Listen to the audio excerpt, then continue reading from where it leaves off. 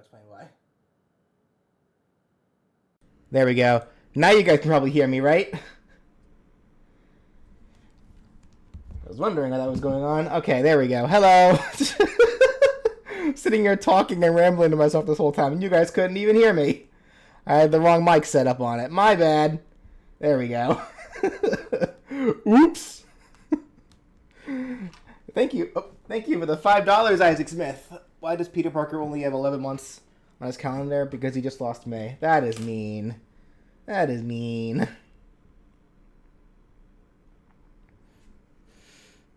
How's my arm? Still sore. Like, at this point, the bruising and the swelling is pretty much gone. Like, you can still see kind of... You probably can't really see it on camera. Kind of some remnants of it. But it's pretty much faded out. Like, the surgical scar is still there. That's probably going to be there forever, if not for a long time. But it's still very, like, tender. Like, I'm still having... It's still restricted in some areas. Like, I really can't bend it back that far without it without it getting tender. And yeah, it's still pretty weak and sore to use, so. I thought you were going back to drawing. I am. I am drawing. Just in very small increments. Like, nothing that I really want to do on stream just yet, because I can only draw for a little bit before my hand gets, like, worn out and sore again. So, I'm doing it just for the sake of, like, like, you know, getting myself back into it. But it's still going to be a process. But alrighty. I also have some... Yeah, like, any thoughts on Wah Peach? It's fine. I mean, I'm just indifferent to her. Because it's like, even if she were, like, an actual character, I probably still would not really ever choose her in anything.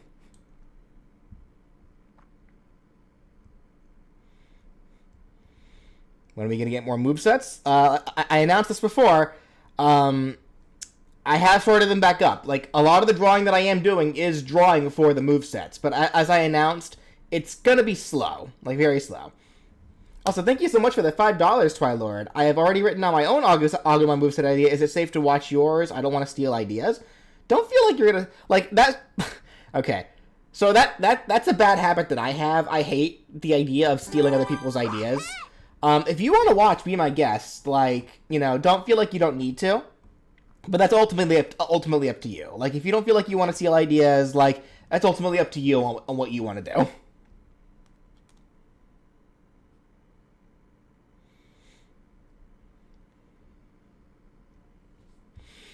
Alrighty, so I guess with that said, shall we go ahead and jump into watching more of my older movesets and me critiquing them and seeing how well they actually hold up. We're only going to do two today, because these two are, pretty long.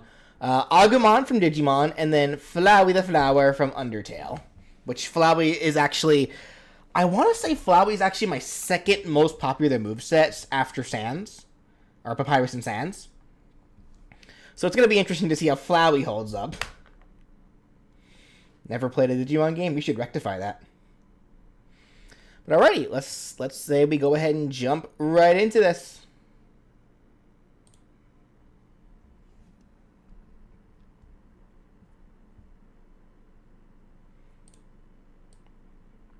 And if you're going to play any Digimon game as a start, this one I definitely recommend.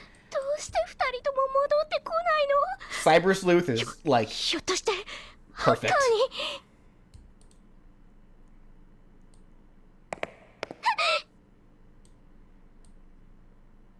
Turn this down a smudge.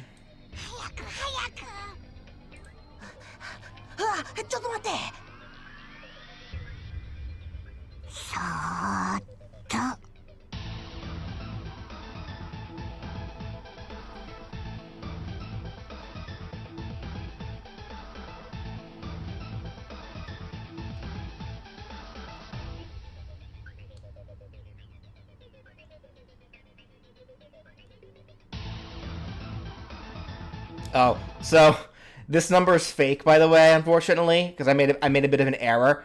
And a lot of people brought out 404, haha, the error number because it's digital. It's technically at the time of this, it's actually 403 because I accidentally Starlight Magician. I accidentally had her name written down twice and I didn't catch it. So, oops. Like, I probably should clarify as well. There's a good chance that a majority of the actual request numbers probably aren't fully accurate. If only because like there might be requests that I may have missed, or because I write everyone's names down to try to avoid duplicate requestings. There's a chance that something like this might happen, where I accidentally just write someone's name down twice, or maybe somebody changed their username and it's the same person. So, I guess this goes without saying, the request numbers are probably never accurate, but I guess you could say there are rough estimates. Like, so.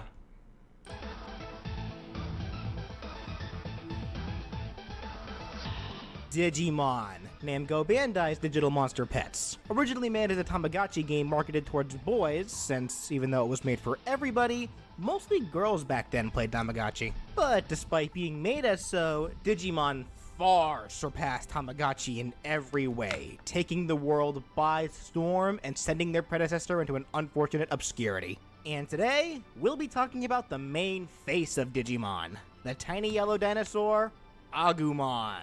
At first, it may not be the strongest Digimon, but it does have potential for great things, being a generally rambunctious and even ferocious little lizard. It's also a vaccine-type Digimon, meaning that it's pretty strong against viruses and data corruptions, putting programs like Avast and McAfee to shame. So when coming to Smash, it'll do its best to keep those viruses out of your console while trying to keep up with the other fighters. Agumon would be a pretty quick and petite fighter with some below-average damage-dealing attacks, and despite its massive appetite, it would be a fairly lightweight character. They would only have 2 jumps and no additional movement options.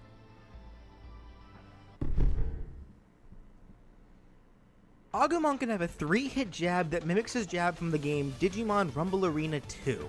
The first 2 hits would be a swipe with each claw one at a time, and it would end with a quick bite forwards for the final hit. Their dash attack can be a quick lunging headbutt. It'd have decent range, but wouldn't really hit that hard. The side tilt can be a quick crossing double claw swipe from high to low. This references Agumon's general physical attack that they're most commonly seen using in Digimon games. Their up tilt can be a quick but weak vertical claw stab straight upwards, their up attack from Rumble Arena. And their down tilt can be a quick low to the ground swipe with its tail. Of course, since Agumon's tail is pretty short, it doesn't have a whole lot of range. Something to note as well, I forget if I actually mentioned this in the video. So, like, I guess, spoilers for those who haven't seen the Agumon video and are watching it for the first time here for some reason. So, in this video, in this moveset, I have Agumon be able to a Digivolve and transform between, Agumon, Greymon, War Greymon, and then finally, Metal Greymon, then finally War Greymon.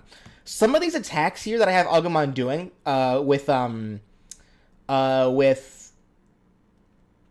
specifically with that are drawn, some of these attacks actually come from Greymon. They're specifically Greymon's attacks from Rumble Arena. I have it written down here. I just didn't mention that specifically in these parts because I was trying to build up to the eventual Digivolution gimmick. The attacks themselves are fine. So something I actually probably should preface this now that I brought up the Digivolution. I'm not sure if I would still keep Greymon and Metal Greymon. Digivolution, I feel like for a Digimon moveset has to stay. It's just an important factor of it. The only thing about it is that with Agumon by itself, I feel like I can get away with it a little more because Agumon at least has a similar body type to Greymon and Metal Greymon. But you really can't give the same argument for other Digimon. Because I made that point, I made this exact same point in the Impmon video, where I was only able to do Impmon to Beelzemon specifically, because I guess we do now have a definitive ultimate version of for Impmon now. I think it's called Balmon or something like that. But we still don't have a champion. Not that I know of anyway. But the point still stands, even if those were true, the body types are still a little too different.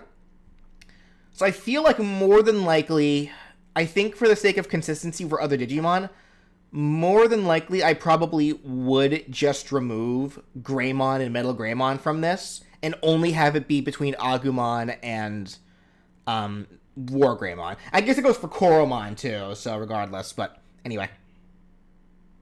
For Agumon's side smash, they can use an attack known as Draymon Claw. It can be a quick horizontal claw stab forwards that can be slightly angled. Their up smash can have him do a short hopping headbutt upwards, with Agumon pointing their an attack known as Draymond Claw. It can be a quick course. Okay, first change. I don't mind it staying as Draymond Claw, but I think I would change the actual execution. For Itmon's champion, why not make your own? Well, first off, thank you for the $2, Eric Smith. But no, that's not really what I do here. There's no reason to make a fan-made Digimon for the sake of trying to fill out, to try to force a gimmick between all the Digimon, and that still wouldn't really solve the issue of like when and if I start introducing other Digimon movesets. Like if I did Gabumon, for example, Gabumon is a 2-legged Digimon who then evolves into a 4-legged Digimon who then evolves back into another 2-legged Digimon, but is not much lankier, and then ends on another 4-legged Digimon. That moveset would not be. I would not be able to get away with having like them having a similar moves across that whole moveset. More than likely, it would just have to be Gabumon and Metal Garurumon and end there. But yeah, so the Draymond Claw, I'm thinking. So let me see here. So let me just highlight this so I know it needs to change. Change. Keep it as Draymond Claw, but change the execution. Because just a stab is kind of weird, so... Because like, it's doable, but in the case of a Draymond Claw, I think it's supposed to be, because it's supposed to be like this dragon cut. So it's supposed to be like a scratch. So that's probably what I'm going to end up changing it to, but we'll see. Horizontal claw stab forwards that can be slightly angled. Their up smash can have him do a short hopping headbutt upwards, with Agumon pointing their snout into the air. I feel like the best medium is to choose 2 Digimon that have similar body shape, while the Mega can at least be kept for the final smash. I don't think you can get away with that with most Digimon, is the problem, Felicia fan. Because, like, Ampmon, for example, you really can't get away with that for him because, Beelzemon, I feel like, is just such an iconic part of that stage. Relegating it only to Final Smash, I feel like it's kind of a disservice to the character. Plus, again, we know about Ballmon now, which I think is considered probably the actual, like, ultimate form before Beelzemon at this point. But I really do think it would just be simpler to have it where it's just 2 forms, Rookie, and I would say the most iconic of the evolutions. Because, like, I don't want to just say Rookie and Mega, because, not every single Digimon has, like, an iconic Mega. Like, there are some Digimon out there with a much more iconic, like, champion or ultimate form than they have a Mega. So, oh, wow. Okay, thank you so much for the $20, James McKay. I love your videos so much, and you are such a cool guy. I wanted to ask something if it's okay. Is it okay if I make my own hypothetical Smash moveset videos? No, you don't need to ask me. Just do it. Like just do it, dude. Like, you don't need to ask me that. Like, please have at it. I encourage other people to do this. I also should really be hearting these as well, just to let people know that, because it's cool. And then also, thank you so much for the $5, Trilord. Sam's Logic. My branching evolution replaces Devimon and Miramon with their cousins Devidramon and Flarizamon, who line up with Greymon and Tyrannomon. Are you referring to Sam's Logic? I'm not quite sure what it is you're referring to. Digimon got some weird branch. Yeah, some of the branches are kind of weird, but yeah. It's not an answer for every Digimon, but it could help with some, like Renamon and Talmon, or Agumon and War Greymon. I feel like War Greymon is fine as, like, the final form playable Pokemon, because... Digimon. Oops! Because the final smash is Omnimon, who is considered, you know, because I feel like more people probably know War Greymon than Omnimon, but Omnimon is still the much more powerful version of that form.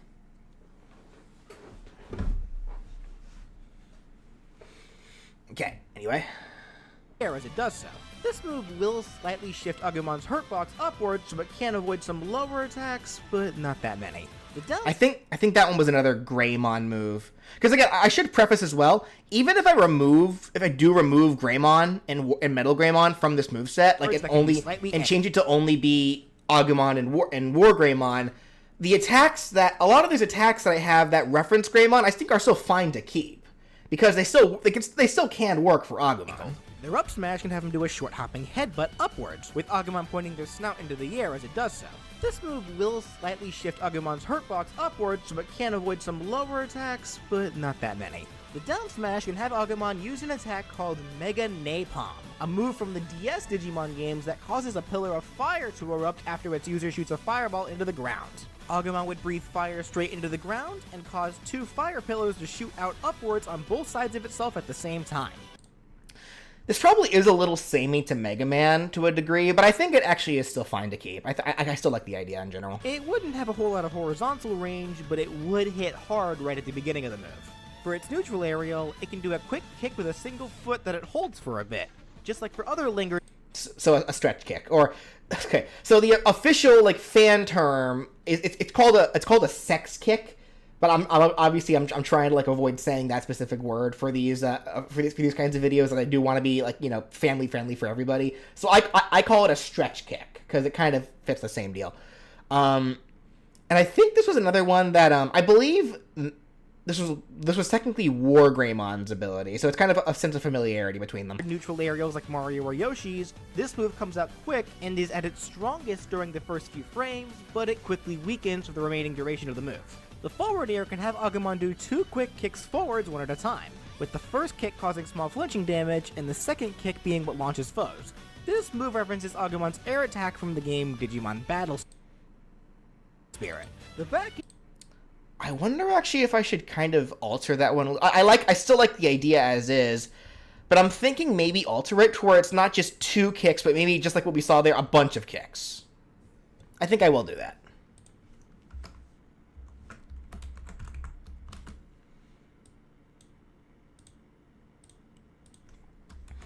Make it more than 2 kicks. So kind of a multi-hit, a multi-hit move. Because especially since something I should mention as well, I made a point as I'll get obviously more into this once I actually talk about the actual gimmick in the video. But I make a point where that Agumon generally is considered a lower tier, weaker character than most characters on the Smash and the roster, because the idea is that you want to evolve. You want to evolve to get stronger and improve your moveset as you do so. So it's a multi-tier character. If I remove Greymon, Metal Greymon, though, and only have it be Agumon and War Greymon, then more than obviously I would need to adjust Agumon a little bit so that it's strong. It's still technically weak by comparison, because when it evolves, that's when it becomes stronger. But obviously I don't want it as weak as I was kind of intending to have it here. So air can be a quick horizontal drop kick straight backwards, which was Agumon's air attack from Rumble Arena 2.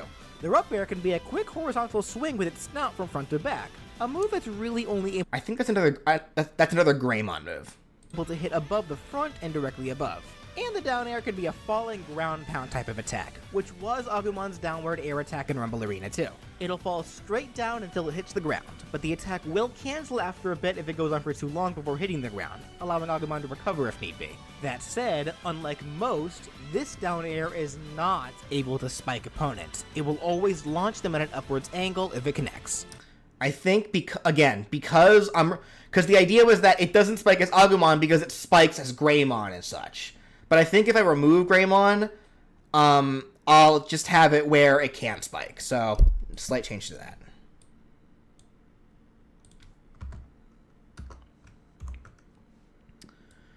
So, it actually hurts a little bit to use my mouse, unfortunately, but it is what it is.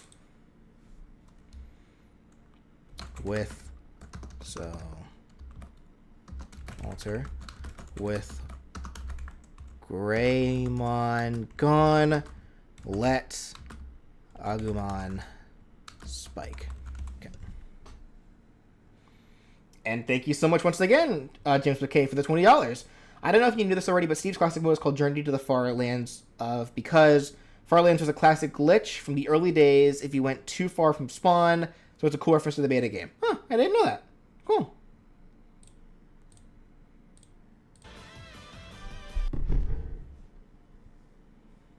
Agumon can grab with both claws and pummel by biting the foe. Its forward throw can be just a simple overhead toss forwards, which was actually its throw in both Battle Spirit and Rumble Arena. The back throw could just be a normal chuck backwards, The up throw can have Agumon catapult the foe into the air using its snout, and the down throw can have Agumon put the foe on the ground and spit a fireball into them to bounce them away. These throws are all generally pretty weak, not dealing a whole lot of damage and don't send foes all that far, but that could allow for some nifty follow-up combos if you so wish. Alright, grabs are fine. I have no problems with the grabs. For Agumon's neutral special, they should of course use their signature attack, the Pepper Breath, which is just your simple fireball attack, nothing too fancy.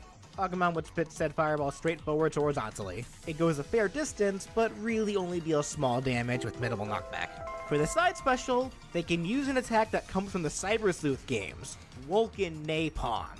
While we don't have a definitive idea of what this attack actually looks like, we do know that it's the physical fire move, and one that Agumon can for sure learn, so I will be innovating a bit for it. It can have Agumon engulf itself in fire and then charge straight forwards. Its whole body becomes a hotbox. Okay, I was supposed to say hitbox, but for some reason I actually wrote hotbox here on the script. That's kind of funny. Becomes a hit. I forgot that I did that. Oops. Box during this, which will knock foes into the air if Agumon collides into them, and it can be used for horizontal recovery. On top of that, if this move is used on the ground, it'll leave a small trail of flames that linger for a few seconds, and anyone who steps in them will be dealt small non-flinching damage. The up special can have Agumon use a move that it's had for a good chunk of the Digimon fighting games, the Claw Uppercut. That said, it's exactly what it sounds like. It's a quick uppercut with one of its claws. But their claw's on fire, so that's cool. Like all uppercuts, it's at its strongest at the beginning of the move, and it can be used for some decent vertical recovery, and it will put Agumon into freefall. And finally, its down special can be a move called Attack Charge. Generally being a physical attacker, tamers for Agumon should always consider the idea of increasing its physical attack power even more, and that's exactly what Attack Charge does. For Smash, it'll just be your run-of-the-mill attribute-changing special, as upon its use, Agumon will automatically go into a 9-second long state where all of its attacks deal more damage, but it'll also take more damage in the process. I almost want to change this one, like, outright. Because I feel like I'm kind of at a point now where I kind of want to move away from the specials that are, like... I feel like they're fine for some characters, but I feel like for others, like... If I can, I think I'd rather move away from the specials that are strictly, like, stat-altering ones.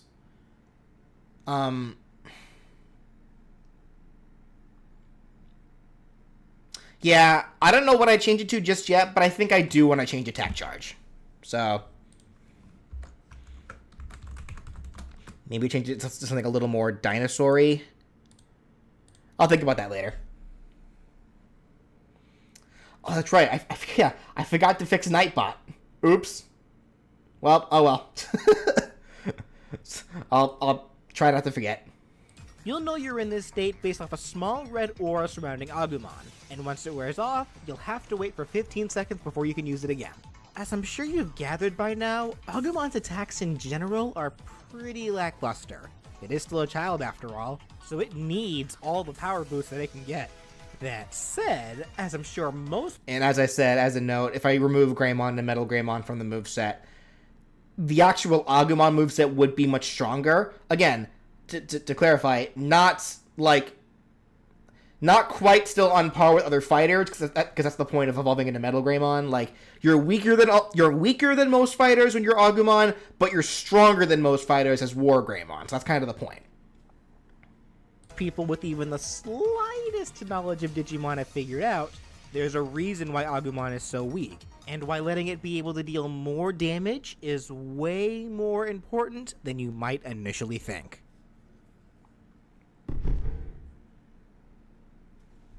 For Agumon's gimmick, I'm going to be taking some inspiration from its original Tamagotchi-based roots.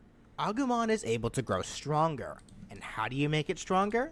By taking care of it and training it. Though don't worry, you won't need to do things like feed it or clean up after it or anything. For Smash, the way to... What sound effect do I use for transitions? If I recall correctly, I think it's literally just me dropping a tissue box next to my mic and then adding like some filters to it. That's literally all it is. It's a tissue box like dropping on the desk. train it is to have it fight, of course. All accumulated damage that Agumon deals will be added to a meter, and once Agumon deals a total of 20% of damage, it will Digivolve.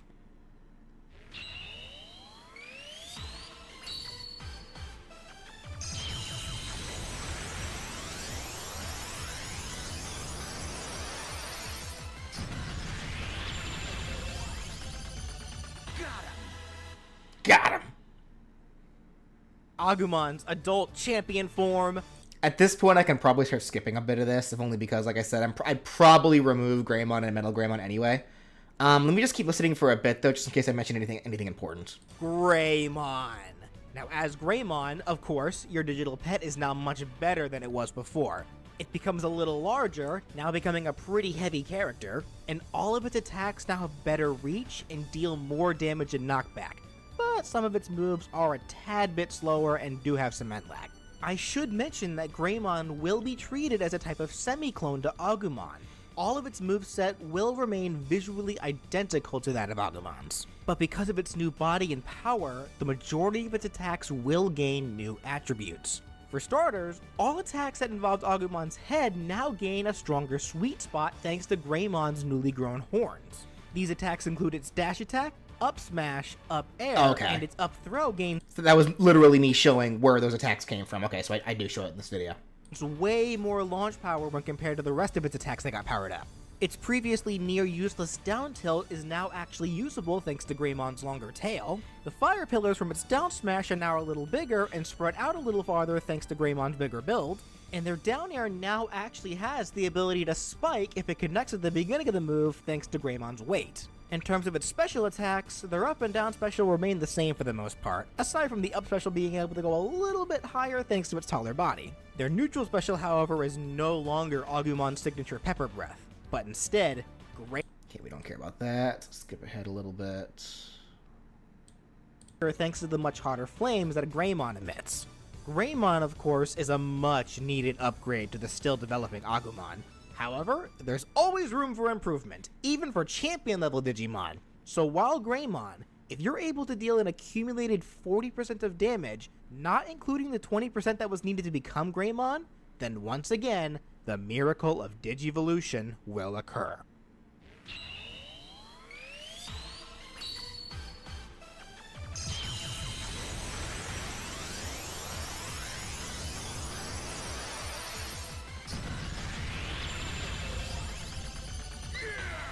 Yeah! I forgot about these voices that they did for... The Cyborg Metal Greymon, Agumon's ultimate level form. Now, as Metal Greymon, the size of its body wouldn't actually change, but it does still receive a small boost to damage and launch power. And thanks to its new robotic upgrades, it gets even heavier than before. The attacks that do receive the biggest upgrades will be any of its moves that involve its claws. Thanks to that big new shiny metal arm, claw attacks now gain slightly more range and damage. These specifically include the second hit of its jab, the side tilt, and the side smash especially. It also gains a little bit more grab range. As for its specials, the down special is still the same, but the side special now becomes Woken. Skip a little bit more. Such a fitting start lags, buzzing it. There's no buzzing it. Freshly hatched from their eggs. Then in training, which is the toddler-like form, that becomes Rookie, the childlike form, which is also what Agumon is. Then champion like Greymon, the adult. Thank you so much, Twiloader, for the $10. In Cyber Sleuth, all damage moves like Pepper Breath are physical, but the Vital Bracelet being so important makes mobility special on point. Vulcan Napalm means Napalm Cloud, so it fits Rocket Exhaust. Interesting. Form. Then Ultimate like Metal Greymon, the form that surpasses Champion. I also probably should have used better examples where I could at least find images that weren't so like pixelated and choppy, because I don't know what it is with Digimon. Digimon has like this weird thing where it's like majority of like the renders for the Digimon themselves just have these really like badly compressed like renders. It's just weird.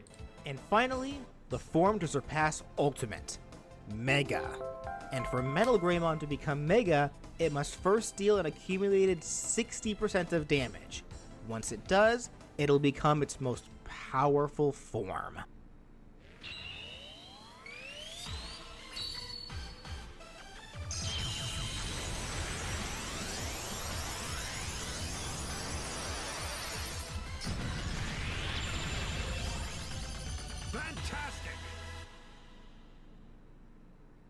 War Greymon, the peak of Agumon's standalone power. This is what you'll be awarded with if you're able to get a total of 120% of accumulated damage between all of the forms in one stop. Still a meter, but it wouldn't rely on damage threshold. Each time it maxes out, 3 times max, it would digivolve and it would become larger and harder and longer to go so further. It becomes less likely the further you digivolve. Not a bad idea, but that relies on keeping Greymon and Metal Greymon, which I think I already decided I'd go ahead and nix them. I think I would rather just have it be Agumon to War Greymon, simply for the sake of consistency across other Digimon in general. Because I can't really get away with having a 4-stage evolution for the majority of Digimon without giving all 4 of those evolutions like their own complete movesets, and that just seems like Now, as War Greymon, it actually loses some weight compared to Metal Greymon, becoming an above-average mid-weight character. Why did they make it so light, actually? I still think you probably should have been heavier than that. It still only has 2 jumps, but it does gain the ability to wall jump. And War Greymon's too big for Smash? You might be thinking... So, here's the funny thing about Digimon sizes. They're not consistent. War Greymon actually isn't that tall. I'd actually put War Greymon's height maybe on par with, like, Ganondorf. And as you can see, War Greymon has a drastically different body type compared to its weaker forms. And as such, War Greymon will be getting its own moveset.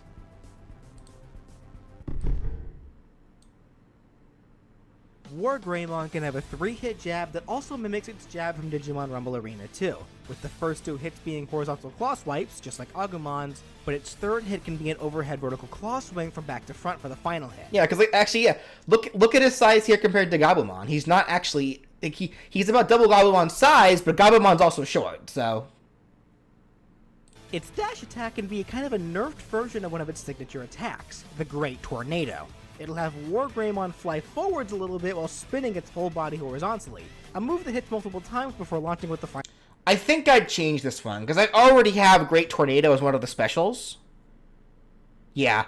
So I think I would change the dash attack here, just for the sake of it not being too samey, for no reason. Too samey. Too up special. Final hit. Very much like Corrin's dash attack in Smash. Its side tilt can be a forwards cross chop, an attack that it used in the game Digimon All-Star Rumble. Its up tilt can be a quick... Which I guess is also kind of similar to the side tilt that Agumon had, so there we go. Stabbing uppercut, an attack that we saw it use in Battle Spirit. The down tilt can be a quick low to the ground kick that can pop foes into the air, a move it had in Rumble Arena 2. Its side smash can still be the Draymond call like its predecessors, a straightforward claw stab. But of course... Which I said I would change that one for Agumon, so I guess I'm also changing that one for War Greymon as well. I'm actually noticing already, kind of, outside of the dash attack and the down tilt, a bit of familiarity between the movesets already, actually, between Agumon and War Greymon. Because, yeah, because I had the smash attacks here similar, even if I want to change them. But I think maybe I'll keep going along with that. Like, obviously having War Greymon still do some of his own things, but keep a sense of familiarity between Agumon and War Greymon, so even once he digivolves, you're still somewhat familiar with the actual idea of the moveset. So I think because of that...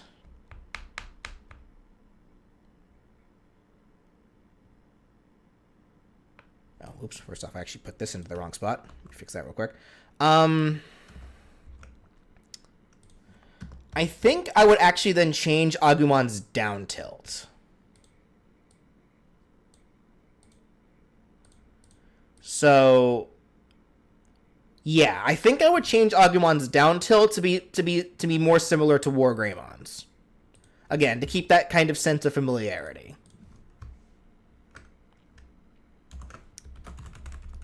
Make it like War Greymon's.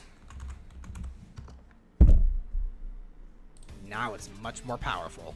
Its up smash can have it use a move that it used in Rumble Arena 2, the Ultra Tornado, where it spun in place while surrounded by a fiery vortex. This vortex goes up a decent distance, and the move as a whole deals multiple flinching hits of damage before launching foes with the final hit. Its down smash also got an upgrade, from the Mega Napalm into the Volcano Napalm. It's still the same attack, but now the fire pillars are at their largest. Its neutral air, like its prior forms, could also be a lingering kick that's held in place for a bit, which was a move that it had in Rumble So it's interesting. Arena. It's focused. I literally had like, I guess back then I was kind of unintentionally bringing up this idea, this sense of familiarity for some of the attacks. Some are still different, and it's fine for some of those attacks, but like to keep some of the attacks similar, I think is would kind of help it along a little bit. Forward air can be its basic attack from Cyber Sleuth, which was a vertical claw swing from high to low. The back air can also be the same as before, a quick horizontal drop kick backwards. Sorry for sharing my interpretation of Digivolution. I thought it was a good idea. I'm not saying it was a bad idea. I'm just because I'm not saying it's a bad idea. It's definitely it's an interpretation. That's fine. I was just saying though, like that would only still work if I kept Greymon and Metal Greymon. But if I'm because I am pretty much choosing to only have it be Agumon and War Greymon at this point, so that doesn't quite apply anymore. Like the idea of a meter that builds as you attack, and then it builds slower when you're in higher evolutions. Yeah, okay, good idea. It's just not going to work for this case anymore. The up air can be an overhead claw swing from front to back, a move it used in Rumble Arena, and the down air can be a quick claw stab downwards, an attack that it used in Battle Spirit. It's only able to hit in front, but it can spike if it sweet spots. Okay.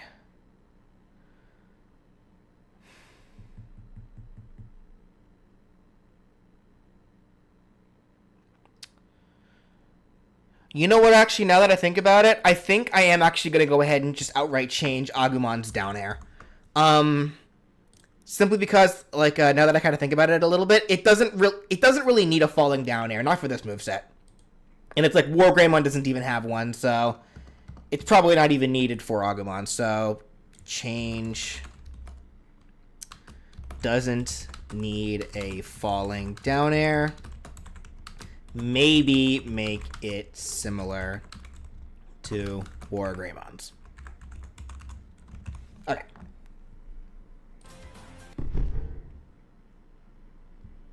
War Greymon would grab with both claws and would pummel with a knee jab. Its forward throw would be the same as before, a normal chuck forwards, just like it does in Rumble Arena. Its back throw can have it turn around with the foe, then slash at them to send them backwards. The up throw can have it uppercut the foe high into the air, and the down throw can have it put the foe on the ground, then stab at them 3 times with one of its claws before the foe gets bounced away.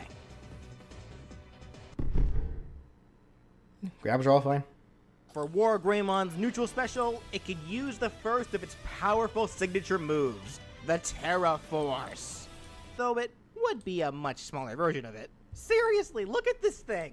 That's more Final Smash levels! And it could be one, but I have another idea in mind for the Final Smash, but I'm getting ahead of myself. Anyways, it would work kind of like how it does in Rumble Arena, with War Greymon throwing a fiery ball of energy straight forwards while on the ground, and diagonally downwards if it uses it in the air.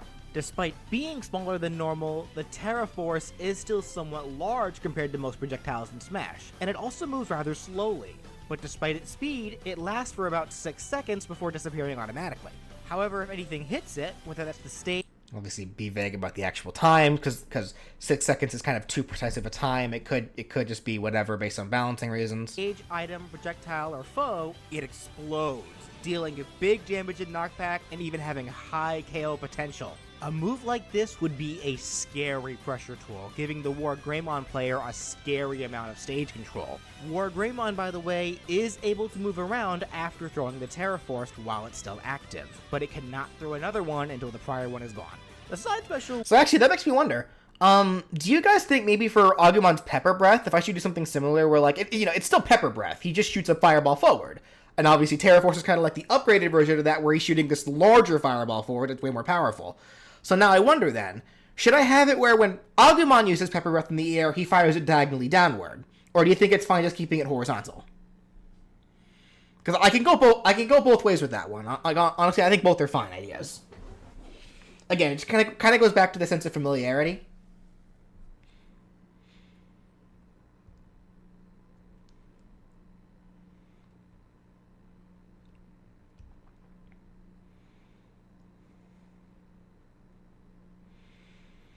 Would Terraforce be about the same size as a full size Aura Sphere from Lucario? I'd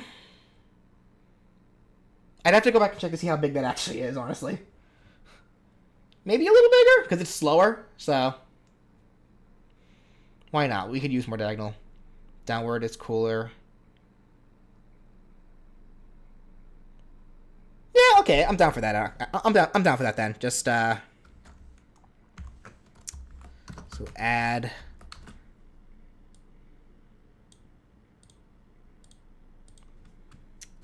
Have Agumon spit the fireball diagonally down if used in the air.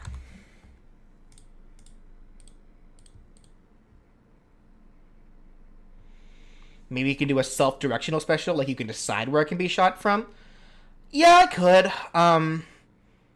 Though honestly, I kind of like having attacks that like have set trajectories, like depending on if you're on the ground or in the air. I don't know. I think that's just something like inherently neat about them because it kind of makes you have to like rethink. It kind of gives you like a different sense of strategy on how you want to use them.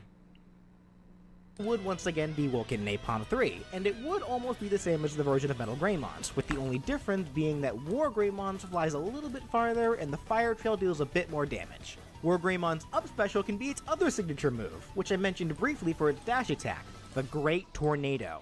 It'll have War Greymon quickly fly into any straight cardinal direction while spinning like a drill. It goes pretty far, and any foe hit by it will be dealt a lot of multiple flinching hits of damage, possibly even being dragged along with the move before being launched at the end of the move. This attack will put War Greymon into freefall. And for the down special, finally, it'll get a bit of an upgrade, turning from the attack charge skill into the attack charge field skill. It does still work just like the attack charge, where it'll increase the amount of damage that War Greymon deals and takes for 9 seconds, but now it can also affect allies. Attack Charge and Cyber Sleuth can only be used on one ally at a time. So, as I said before, I kind of already want to just outright change the down special, so obviously Attack Charge Field will also have to be changed entirely. Again, I don't know what I change it to, I'd have to do some more research, but I'll figure that out later. An Attack Charge Field will raise the attack of the whole party. So for Smash, when War Greymon uses the special, any nearby ally during a team battle will also receive its effects. So with that said, this is only an upgrade that affects team battles. In free-for-alls or one-on-ones, it's still pretty much the same. But regardless, War Greymon lives up to its name as a digital monster. But it's actually not as scary as you'd think it is. There is a bit more to talk about regarding the Digivolution gimmick, so let me go ahead and get back to that.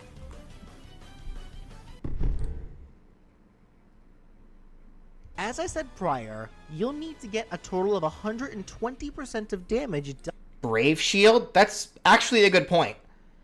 Because I think beforehand I thought like the Brave Shield idea could just be him just shielding, but using Brave Shield as a down special could work as well. I guess the question then becomes what would Agumon do? So, we'll come back to that. Dealt to opponents to get from Agumon, to Greymon, to Metal Greymon, and finally to War Greymon.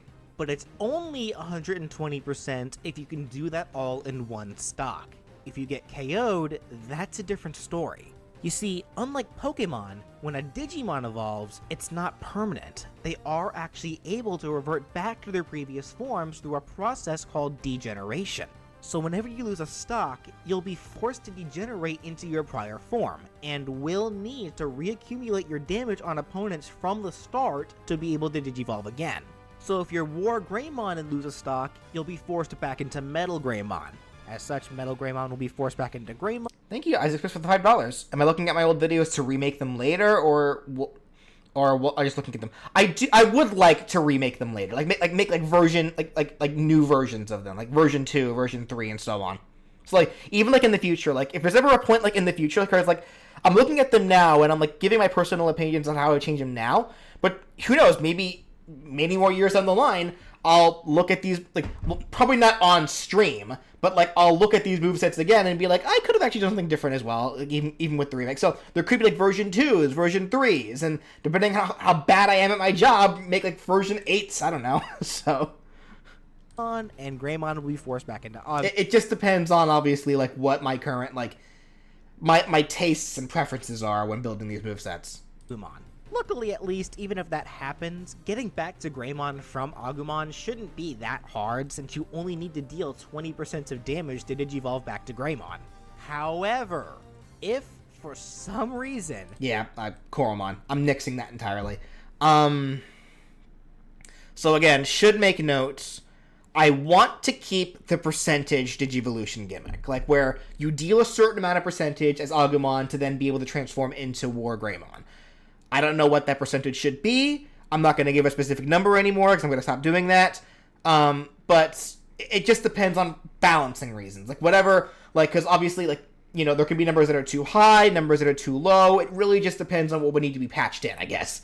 But I do want to keep that aspect. And I also want to keep the aspect where losing a sock will degenerate you. But yeah, just Agumon and War Greymon. That's it. So just like what I did for Impmon, where it was just Impmon and Beelzemon, nothing beyond that. So pretty much from now on, whenever I do a Digimon, that's what I'm gonna do. It'll be just the most popular, like, smaller form and the most popular bigger form. I don't want to say most popular rookie and whatnot, because I feel like if I ever do like Gaomon's line, Gaomon's a champion, but more than likely that would be Gaomon and Anduamon, because those are the most two popular forms in that lineup. Like, it wouldn't be Salamon to like, what is it, Magnadramon? Because, like, yeah, like, they're a part of the line, that's the rookie and the mega, but everyone remembers Gaomon and Anduamon. Those are the two most popular ones. So, kind of an example of that. More often than not, it probably will be the rookie, and then whatever the most popular, like evolution is.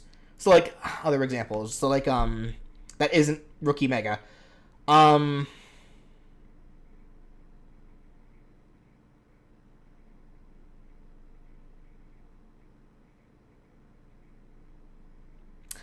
blanking pretty hard. I can only think of rookie megas. We'll come back to that. Also, thank you so much, Tyler, once again, for the $5. Defense options are a trend in Digimon and Digimon games, even in the TCG added Chrono Clash system. Agumon learns one called Firewall in next order. Firewall. You know what? That could be a pretty good whatchamacallit, like a correlation to Brave Shield. So yeah, that could work. I'll have to look at it again, but like, yeah. When will I play Nickelodeon All-Star Nickelodeon again? My hand is still sore. Like, I still can't even play Smash, unfortunately. I can't play games that are like that fast or whatnot. So still, it's gonna be a while before this heals. But I'm at least able to draw again, which is nice. Albeit it's a slow process. I'm only able to draw like a little, like maybe like an hour or two a day, but that's it. So compared to before, where I was drawing for hours a day. Hence why I was able to get movesets out, like, you know, once a week. Because I was doing a lot of work. And now, unfortunately, I think I overdid it. So, Beelzemon and Garudamon? Yeah, that's actually a good example, because I feel like Garudamon is definitely probably the more popular form of that line. Because, like, we don't really even have, like, a definitive mega form for Beelzemon. I think it's mostly Phoenixmon or Harurumon, whatever it's called, but, like, I think more people know Garudamon more. So, yeah, that would be an example of that. Leomon and Saber Leomon? Oh, see, that's a tough one. Because I would think Leomon and Bancho Leomon, honestly. But either way. Yeah, either way, that is another example. Leomon. Like, Leomon, I think we've seen some ideas of what the rookie is, but it's Leomon. Leomon's gonna be like it's gonna be the default there.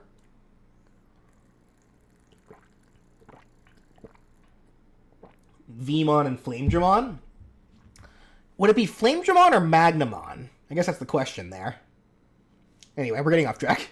You're either so bad at the game, or just fighting someone who's completely out of your league, and you end up getting KO'd as Agumon, it will degenerate into its in-training form. Coromon. Yeah, we're gonna get rid of this. Funny idea, but again, this really only works if I kept Greymon and War Greymon. But because I'm mixing those two, there's no reason to have Coromon anymore. Are helpless. It only has one jump, It's the lightest character in the game. If I wanted to be really funny, I should have just had the arrow go off screen.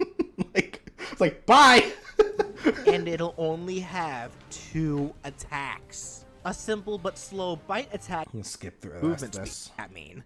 But really, there's no proper character trading in Smash. Trading in your copy of Smash for a copy of Go Diego Go Great Dinosaur Rescue. That's probably closer to your skill range.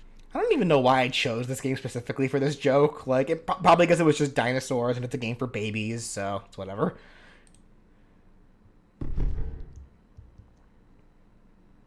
Agumon, Greymon, Metal Greymon, and even Coromon will all have the same final smash: Warp Digivolution. This is a phenomenon that allows a Digimon to digivolve straight into their final form, skipping all other forms in between.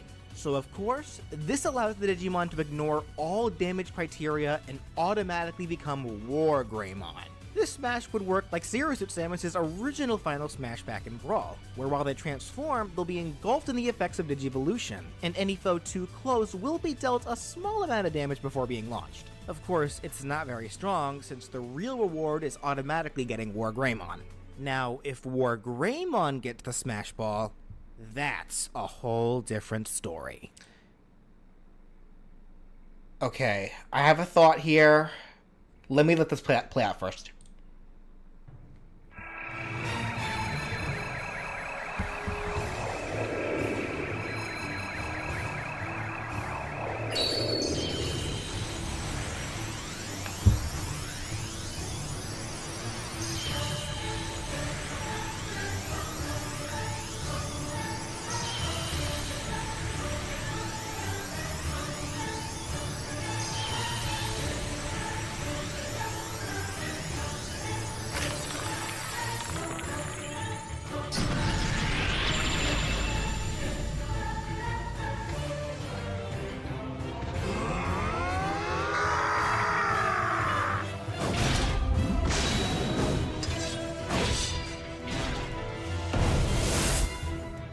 War Greymon.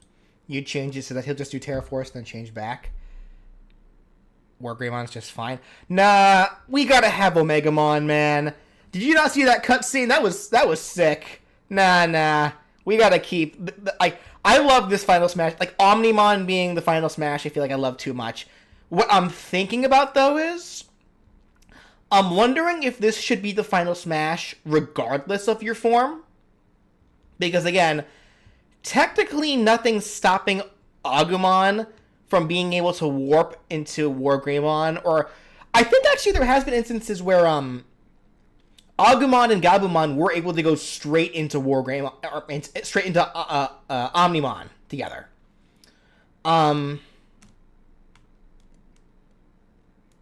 So I think that's probably what I'm going to end up doing. So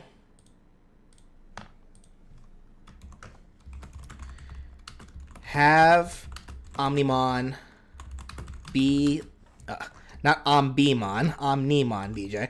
Omnimon be the final smash for both forms.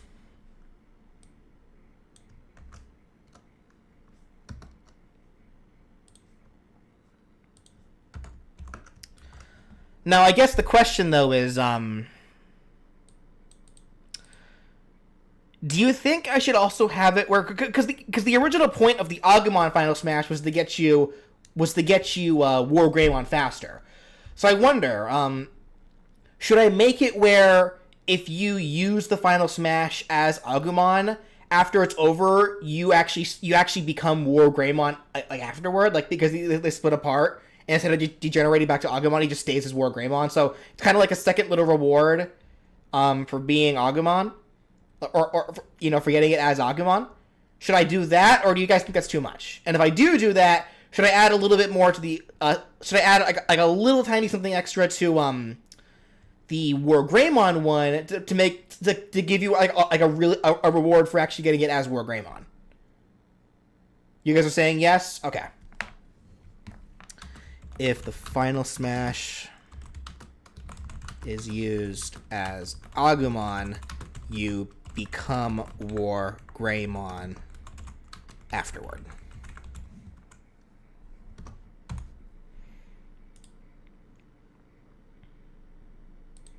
And thank you once again, Twilor, for the $5. Love and Punishment and NFS, my branching Evo, has Numemon for stalling.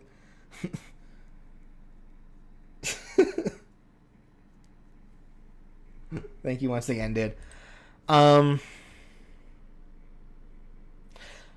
think I will at least do this. If the Smash is used as War Greymon, it deals a little more damage and knockback. So kind of as a reward for actually having War Greymon for the final Smash. Because otherwise it feels like there's just too much... It feels like the reward is kind of too heavily weighed towards Agumon. Because there's obviously got to be incentive for one to change into Agumon. I mean, the incentive or into War Greymon from Agumon, you don't want to just stay Agumon the entire fight. Obviously, a part of the incentive is that you become stronger as War Greymon. But I feel like Final Smash-wise, especially since that is an optional thing, I feel like that's just something worth noting in general. Alright.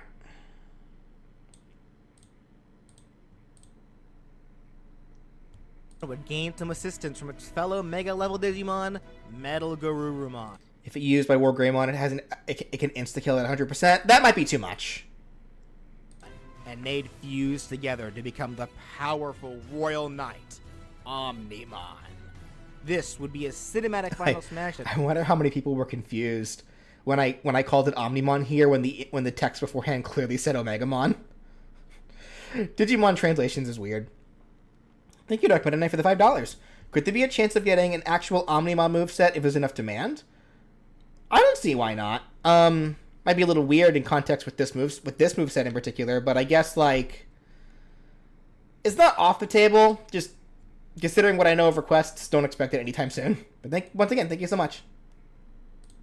It starts with the fusion quickly happening, and anyone too close to the actual effects of the fusion will be pulled in. It will then show Omnimon attack the caught foes with their two powerful signature moves, the Supreme Cannon and the Transcendent Sword, with both attacks dealing large damage to the caught foes and launching them away when the cinematic ends. Afterwards, Omnimon splits apart with Metal Garurumon teleporting away, only leaving War Greymon there to continue. Do I think Dukemon should work like War Greymon or just be on its own? Dukemon. You're talking about Gallantmon, right? Guilmon's final evolution? Because no. If I ever do a moveset that involves Gallantmon, Guilmon's going to be there. Because Guilmon is one of my favorite Digimon of all time. And you are crazy if you think I'm not including Guilmon in that. For colors, the default shows all of the Digimon in their classic yellow. Oh, these ugly renders, man. These ugly renders. Okay. I'm actually going to go ahead and announce this now. Something that I've also been working on, guys. I know I talked about this before and I was kind of reluctant against it, but at this point I've went ahead and decided for it because it will just improve the quality. Alternate color sections of the video are now going to be fully drawn by me. I will be using the thumbnail art that I use to properly present alternate colors and costumes, which means, yes, I will be also redrawing thumbnails if characters have alternate costumes. So yes, even though I just, I'm still healing from doing too much drawing, I'm still going to do more drawing. I like to draw! And orange appearances. For the first alt, this can make reference to the virus version of the Agumon line, turning Agumon and War Greymon black and Greymon and Metal Greymon blue. Koromon can also be black in reference to the fresh form, Bodomon. This could also be the only final smash that would actually change Omnimon's colors, turning it into Omnimon's Wart, which is the Like I said, why are the Digimon renders always so bad? Like, come on, people. Fusion between Black War Greymon and Black Metal Garurumon. The next can make the line white, with Agumon referencing... For Guilmon, do you think you'd split between Gallantmon and Megidramon? No, it would just be Gallantmon. Snow Agumon, Metal Greymon can reference Skull Greymon, and War Greymon can reference Chaos Black War Greymon. The next can just make the whole line pink, which references the alternate color for Agumon and Battle Spirit. Then here we have the whole line in green colors, then light blue colors, then purple colors, and finally they can all have colors that reference the second Greymon line, with Agumon's colors being slightly lightened while it wears red handbands. Greymon's colors can match Geo Greymon, Metal Greymon can have the colors of Rise Greymon, and War Greymon can have the colors of Shine Greymon. The actual colors themselves are fine. I do wonder if more recently, like, more Agumon stuff has come out that I could also bring from different for different colors. Something to look into. I know specifically the light blue and pink ones. Actually, I feel like this would have been intentional, but I probably just forgot to mention it in the video or the script itself.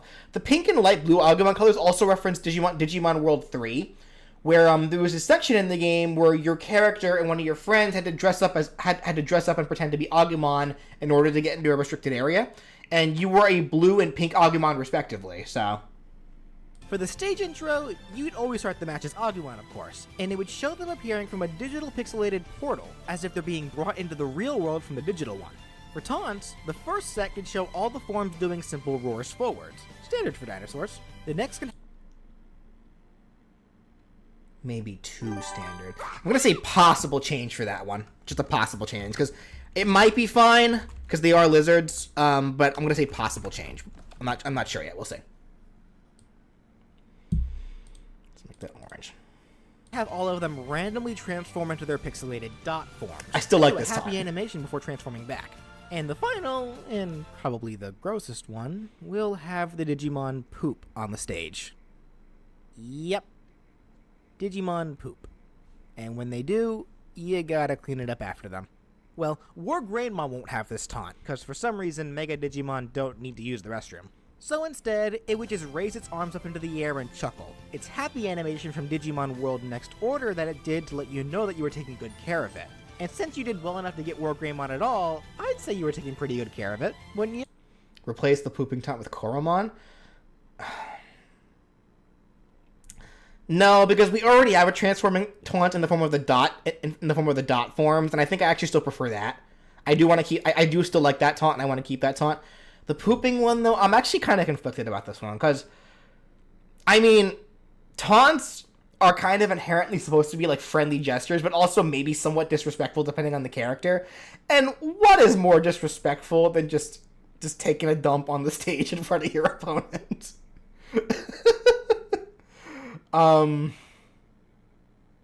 But, yeah, it kind of goes back to the Tamagotchi roots as well, because it's like, you know, something you see the Digimon do that happens, but then if they're in the final form, they no longer do that, and instead they're just happy because it's like, yeah, you took care of me. So I think I am gonna keep this one. I think the only taunt I would change is possibly the roaring one, but I'm not actually sure yet. We'll see. Koromon wouldn't get any taunts, by the way, because you don't deserve to taunt if you were bad enough to let yourself become Koromon. And finally, for victory animations, starting with Agumon, its first would have it do a backflip, then raise its arms into the air triumphantly. Its victory animation from Digimon World 3. Its next will have it jump up and down, then pose. Its victory pose from Digimon All-Star Rumble. And its final can have it just shoot some weak fireballs into the air, then pose. For Greymon, its first can have it flexing its arms while laughing. Its victory animation from Digimon World 3. Can skip these. Two big pose with its hands on its hips. Its victory pose from Rumble Arena 2. And its last can have it breathe fire into the air, then pose. For Metal from Digimon World 3, and the roar forwards is its victory pose from the same game. And its third can have it shoot some missiles into the air, then pose. And finally, for War Greymons, its first will have it roar into the sky while its body vibrates. Its Cyber Sleuth victory pose. The next will have it do 2 quick claw swipes, then hold its arms into the air. Its Rumble Arena 2 victory pose. And finally, its last victory animation can have War Greymon swipe its claws across the ground to create fire pillars that rise up from where its claws were, then poses. Koromon, by the way, won't get any victory animations either, but if you...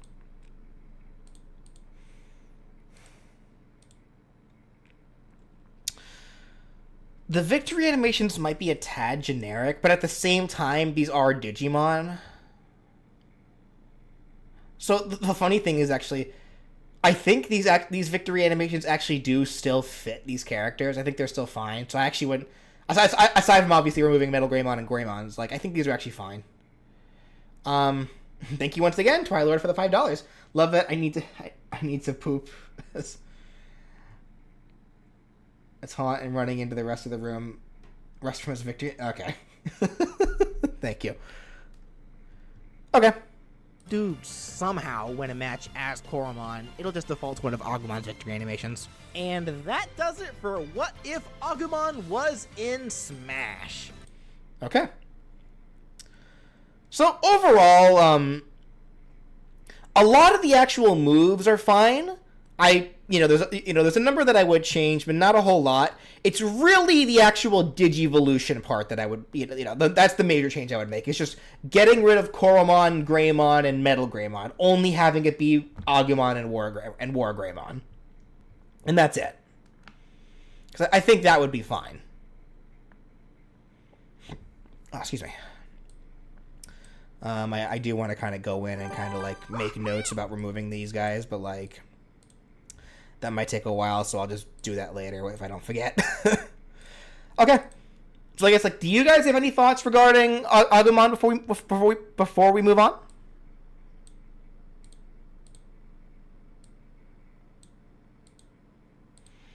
And thank you for the $5, Angel Troy. BJ, I think you forgot to read my previous super chat. Did I? I apologize if I did. Let me see. Oh, yeah, I did miss something. Yeah, my apologies, Angel Troy. $5 from you. Remember, Chrom is both a character and Robin Final Smash? Yeah, that is a good point. And that's regards to... You were talking about that in regards to Armymon. Thank you so much. And once again, apologies for missing that.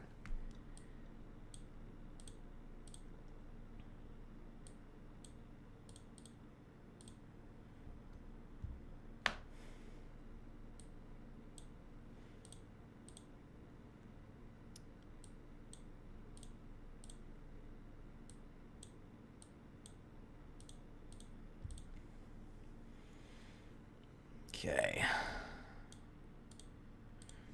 And thank you for the $2, Spy Lord. I have too many thoughts, but I tried to limit it. Hey, don't worry yourself, man. It's all good.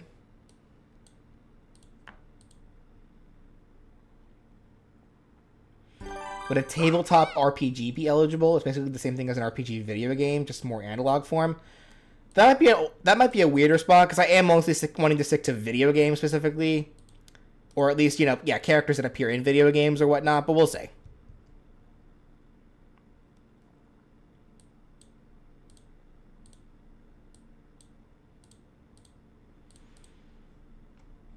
Okay. Rip the middle stages, but I respect the method and the madness. Alright, let's go ahead and move on then to my second most popular moveset on my channel.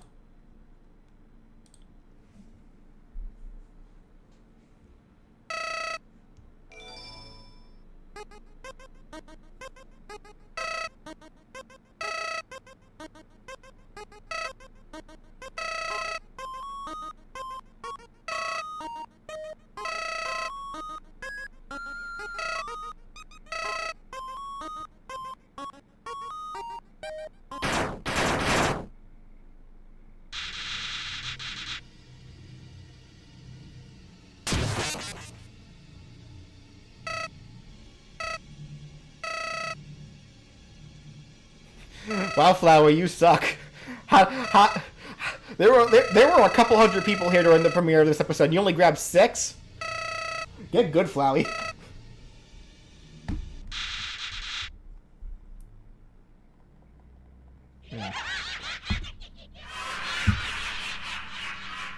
Ooh, that edit was kind of trash. How the white border was still around the actual like box.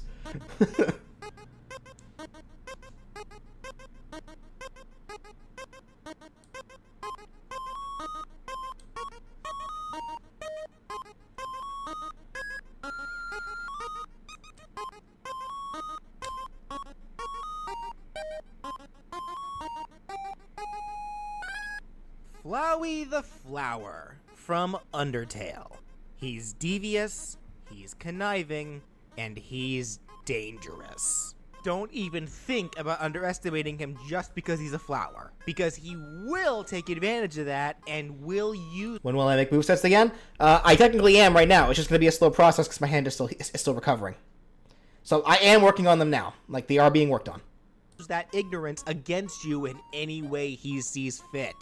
Ever since he woke up in the garden of the Monster King Asgore and discovered that he had the power of determination, the power to save and load the world whenever he liked, he used it in hundreds, if not thousands of ways to interact with the denizens of the underground, whether to help them out of the goodness of his non-existent heart, or to kill them out of pure curiosity.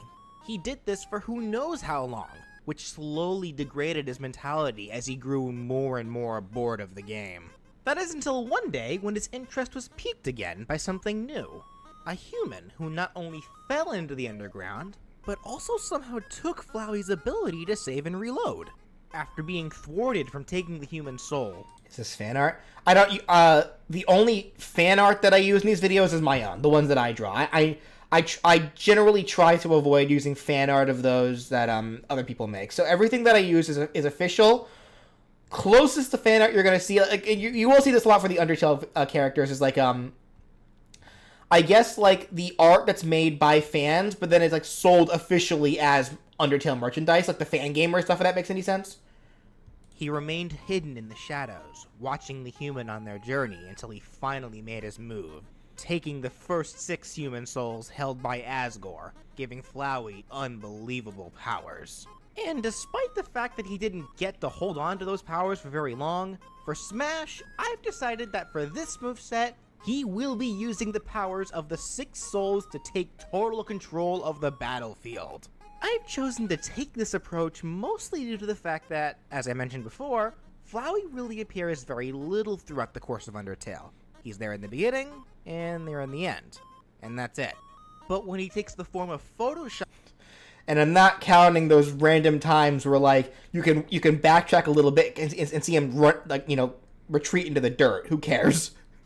Like, in terms of what he's actually doing, beginning, end. Flowey, we see a lot of different crazy reality-bending attacks, of which will be great help for filling out this moveset. So that is primarily why I'll be using it as a reference. But before we continue, there is one more thing that does need to be addressed. The fact that Flowey is a flower. One that's very clearly rooted in the dirt, just like all other flowers. Now, the most common solution to this issue that I've seen people in the comments suggest for this is one that's already been addressed in Smash with another certain playable flower. Just put Flowey into a pot, just like the piranha plant. And yes, that would be the obvious thing to do. If you want to move a plant around without killing it, you need to plant it in a pot or some kind of container.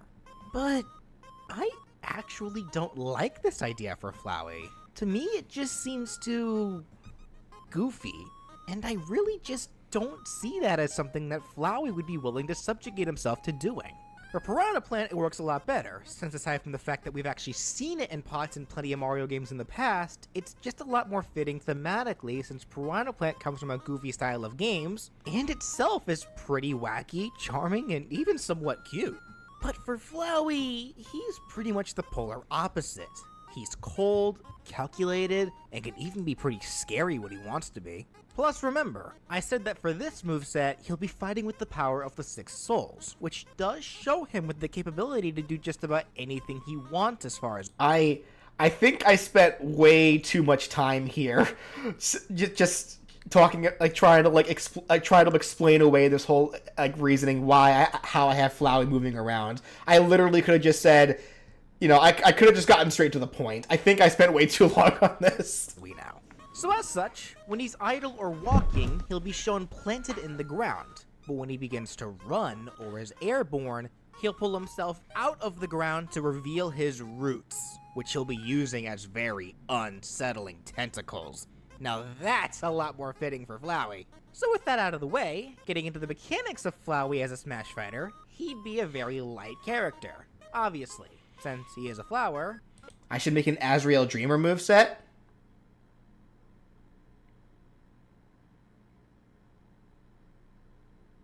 Nobody tell him.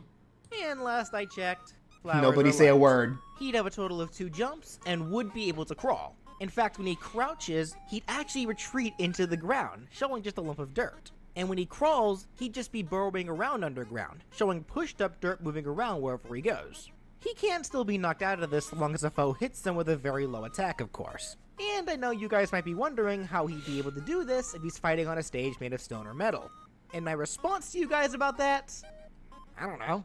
But he is apparently able to do that since we see him able to sprout on what I'm assuming is hard tile in Mettaton's kitchen and the metal looking flooring in the core. So just roll with it.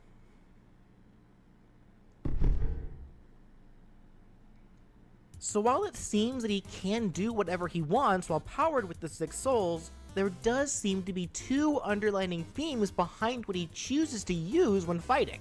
The first, and most no duh between them, is plants, which we actually do see he has some amount of control over naturally, even before he gets the souls, as we see that he'll use vines to block doors or even solve puzzles for Frisk during the genocide route. The other type of attacks that he uses during the Photoshop Flowey fight, which is much less no duh, is warfare. An odd thing for a flower to use, but it's certainly effective. So getting right into things, for Flowey's jab, he'll have a 3-hit jab where he grows buttercups and uses them as makeshift fists to punch. The first 2 swings will be horizontal hooks with each buttercup, and the 3rd hit will have him swing the buttercups outwards horizontally. And why buttercups? Well, let's just say that buttercups are pretty important to Flowey's backstory, and anyone who knows it probably really hates me right now. They But did. considering how They do hate twisted me. Flowey is, I think it's fair enough. I still sometimes will get a comment every now and then of people just being like, "Why? That's so messed up. Why would you do that?" Like trying to give like these serious reasonings about why I shouldn't have did this, and it's like I don't care. It's like go touch grass, or in this case, go touch flowers.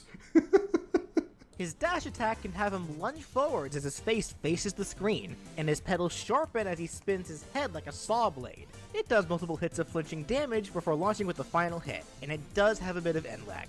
The side tilt can have him quickly grow a Venus flytrap which snaps forwards for a slightly disjointed attack. Was this the attack I was thinking of? I'll come back to this. This references the Venus flytrap attack Oh, yeah, that attacks flies for Frisk to dodge during the Photoshop fight.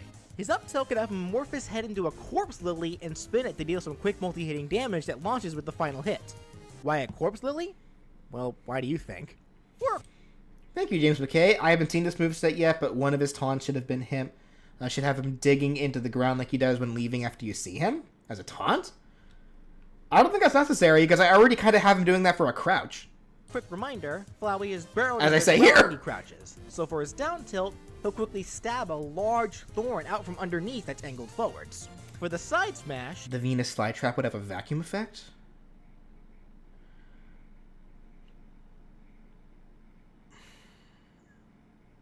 I get where you're coming from, because it's literally like the bugs all like running towards it, or flying towards it. But I don't quite think that's what they were going for, because Venus flytraps are like, they release like a scent that attracts bugs, not like sucks them in. I get where you're coming from. Nifty idea. I think it's fine as is. I don't think I need to change that one. Flowey could morph his head into a large, hard, spiky, smelly durian, which he then swings forwards horizontally at a slight angle. It hits hard, and it does have a bit of end lag. His up smash can make reference to the target reticle vine attack that he uses during the Photoshop fight, except instead of going down, it'll go up. While charging this move, thin beams will begin to rapidly spawn that point upwards at different angles, which all intersect at a single point above Flowey's head. And when the smash is released, a bunch of thorned vines shoot up from the ground from behind Flowey, stabbing over the laser lights. And of course, the more lights that were made when charging, the more vines that appear. And this smash has a powerful sweet spot where all the vines intersect, dealing major damage. For his down smash, he could use those weird snaky cactus balls with mouths that he uses during the Photoshop I know what they're actually called, people. I was not going to say that in the video. Moving on. fight. He'll grow 2 of them and spin them both around his body multiple times in opposite directions. Despite spinning them multiple times, they won't deal any flinching damage. They'll launch any foe who makes contact with them. For the neutral aerial, Flowey could spin his root tentacles horizontally like a propeller. It would deal multiple flinching hits of damage before launching foes with the final hit. His forward air can have him take the flamethrower that he uses in the Photoshop fight and swing it vertically forward from high to low. As it does, it emits a stream of flames that leaves some lingering small flinching damage to hurt foes if the actual swing from the flamethrower misses. The back air can be a projectile aerial that has Flowey shoot a finger gun with a little daisy on it straight backwards a fair distance. This is another attack that Flowey uses in the Photoshop fight. The up air can have Flowey morph his head into a bear. This one. I'm mad. I'm so mad about this one.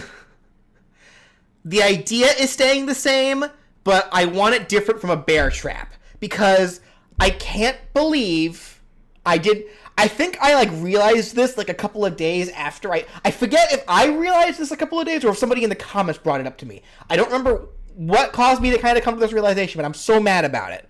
So I'm already going to go ahead and make a quick little addendum here. So,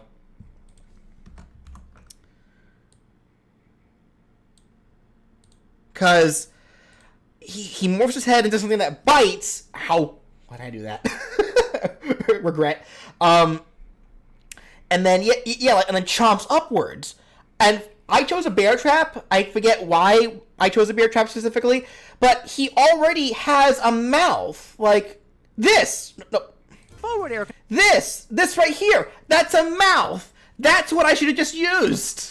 Like, why didn't I just use that? So, alter, change it from a bear trap to the mouth on the Photoshop form.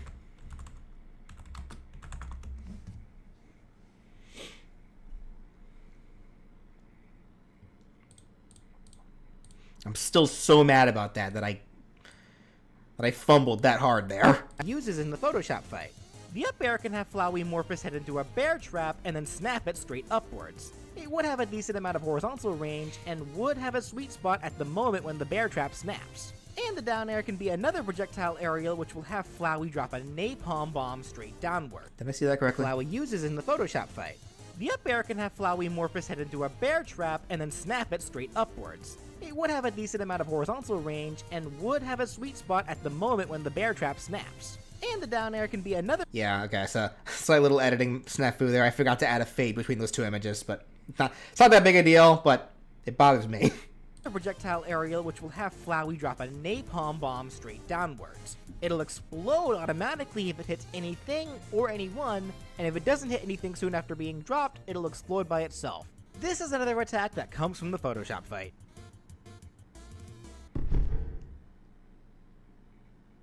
Flowey could have a long-range tether grab that has him grab foes with his roots that extend forwards. And since it is a tether, it can be used as another attack or a tether recovery to grab ledges. The pummel can have Flowey squeeze the foe with his roots. The forward throw can have Flowey throw the foe forwards, but then fire some pellets into them to rack up the damage and send the foe even farther. The back throw can have Flowey pull the foe underground and then shoot them out from under the ground on the opposite side, sending them backwards. The up throw can have Flowey quickly grow a cactus under the foe, sending them into the air while pricking them in the butt for good measure. And the down throw can have Flowey pull the foe into the ground, burying them. Grabs are all fine. For Flowey's neutral special, he could use his signature attack, which was also the first attack that we've ever seen him use, his friendliness pellets. Actually, real quickly, I have a question about this move. Aren't these pellets really just seeds? I mean, he is a flower after all, so— I don't know. So many people got onto me for this one too. He calls them bullets, clearly, so they're bullets. And I'm just sitting here thinking, you know what a bullet is, right? Because technically anything can become a bullet, like bullet seeds.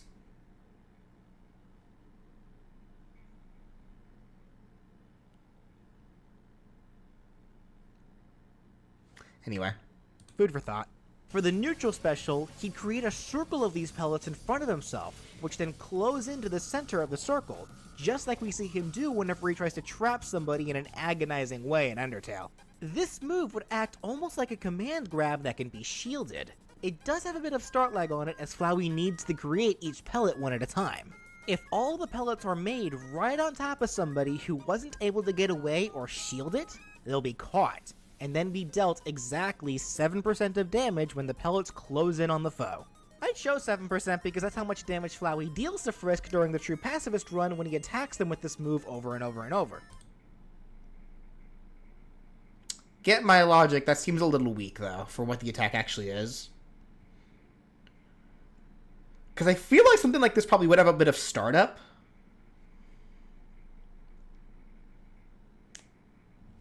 Let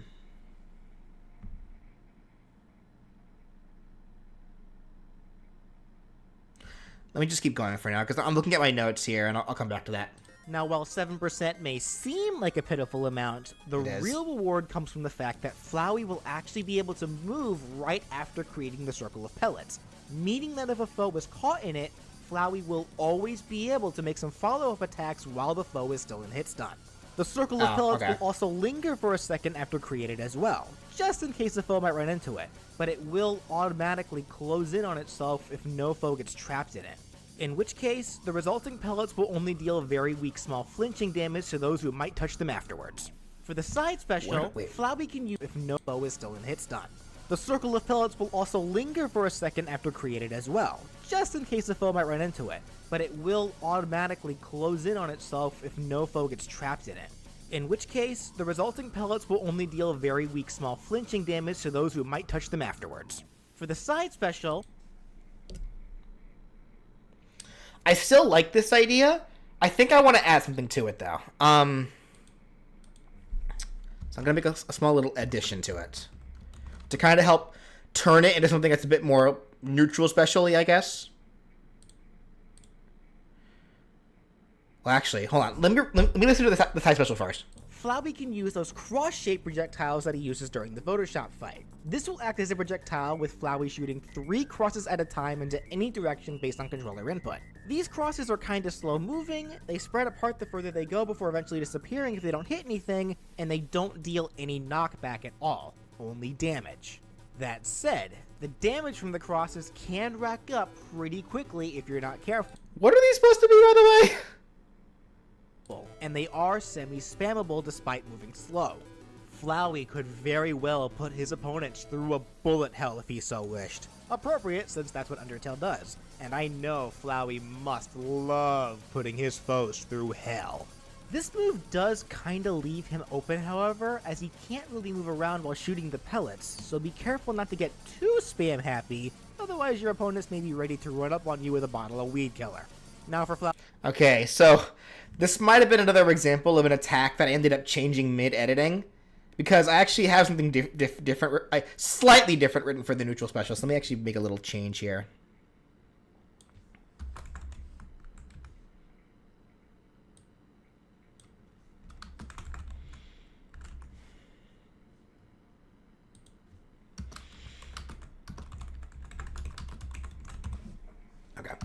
Okay, so here's what I'm thinking then for the neutral special. I'm thinking maybe to help kind of turn it into, I guess also to kind of add to that bullet helliness that I was just talking about here.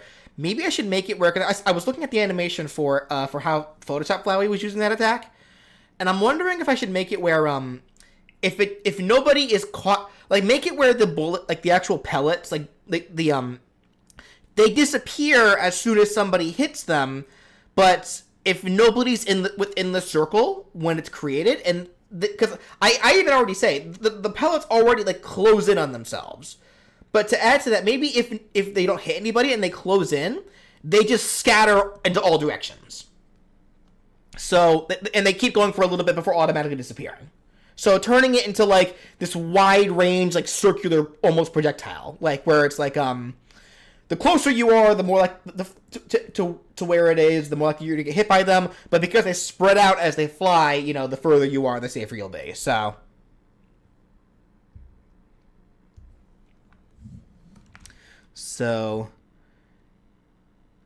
pellets disappear on contact if no one is within the circle. The pellets will keep flying into their direction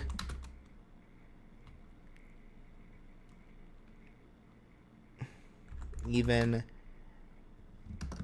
past the center of the circle, spreading out into all directions for a limited time. Okay, just add a little bit to that.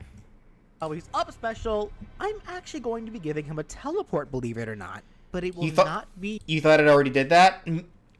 Maybe I just didn't. maybe I just didn't, like, understand myself past me all that well, because I feel like, because based on what I have written here, I feel like I had it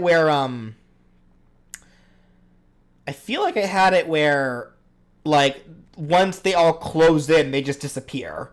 So I feel like this way it kind of helps with Flowey's neutral option a little bit. You have a question? I may have an answer. Your normal kind of teleport by any means. Flowey will be using his ability to save and load files. As I stated prior, he had this ability before Frisk fell into the underground, but he also got it back when he became Photoshop Flowey, so it makes sense for him to be able to use it in this context. Pressing up special the first time will have Flowey leave a save state in whatever spot he's currently. What are these? Do you guys know what these are here? Are these just cacti, or are they something else? Because there's some kind of, like, arm, but they're clearly made out of, like, a plant. Do you guys know what these are?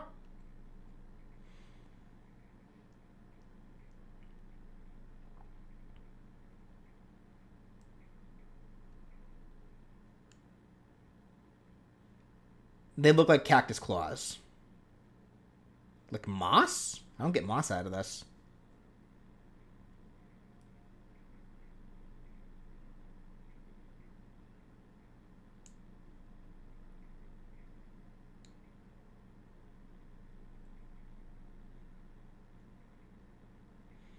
You said if they don't hit anyone, they do small flinching damage. How can they do damage if there isn't anyone to start with? I think my in regards to the neutral special, I think my logic was like, if no one was entrapped in the circle, but they still run into it anyway.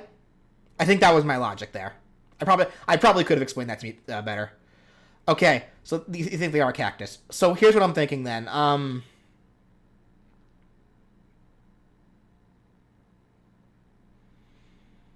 Do cactus even have red spines? Well, no. Like these are more than likely claws. Because again, this is like a photoshopped amalgamation monster. Because I'm like looking at this, and it looks like something that would hurt if you got slapped by it. So I'm actually almost wondering if I should change one of the smash attacks into this. Probably the side smash. I think probably the most. The side smash is probably the most, what's the word? Subject to change, I guess. Because I was fine with it before, but, like, I think this is a case where, like, this might be a better idea, actually. What if the side smash instead is just, hey, he grows one of these and just decks you? He, like, it just comes out and it's like Flowey punch or something, I don't know. Or, like, a giant, like, claw swipe. Like, it can still be like the horizontal thing, but he uses this. So it's like a giant claw swipe with cactus arm. So no matter where, so even if the claws miss you, you're still getting decked by a cactus. So I kind of actually like that a little more for the side smash. I'm gonna do that. I just thought of that actually looking at the cactus. That sounds fun.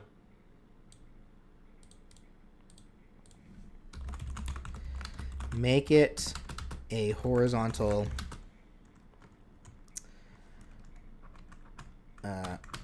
swing with one of his cactus arms from the Photoshop form. Sweet spot on the red claws, but the whole arm hurts. That sounds fun. I like that idea.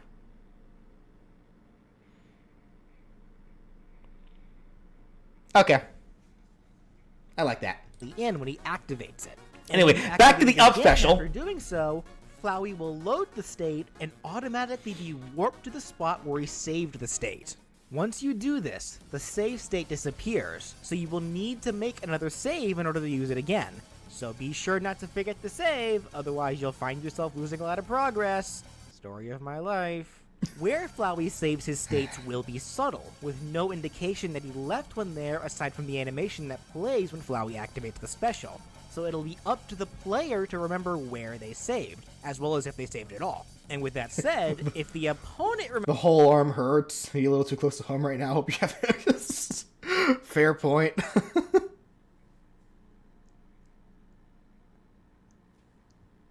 remembers where you saved, That could lead to an easy charge attack to Flowey's face if they know that he needs to load in order to recover. Flowey will also be put into free fall if he loads his save in the air. So why can't the save be indicated by the little yellow sparkle? Readability is important, you know? Fair point. I'm trying to think, 'cause I actually feel like I'm seeing more and more of this idea recently, because, like,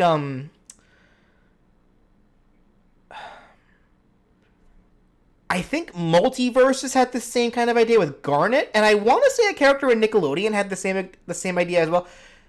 Was it Donatello? I think it was Donatello recently that actually got the same idea. And then I could have sworn somebody said that a character from, like, what was it, Rivals of Aether or Brawlhalla had this same idea, where, like, you load a spot and then you teleport to that spot later.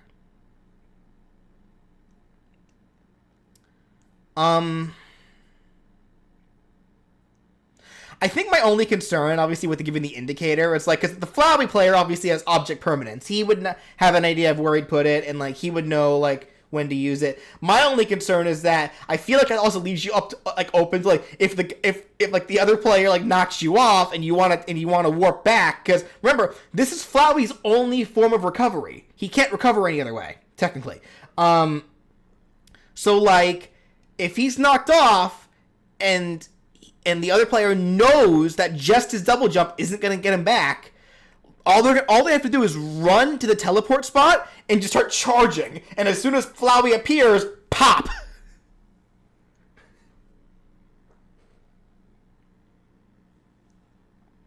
You could also have the loading deal small damage to nearby opponents. Yeah, but that wouldn't really help against, like, high disjoint characters. Like, Corin or Simon wouldn't be punished by that.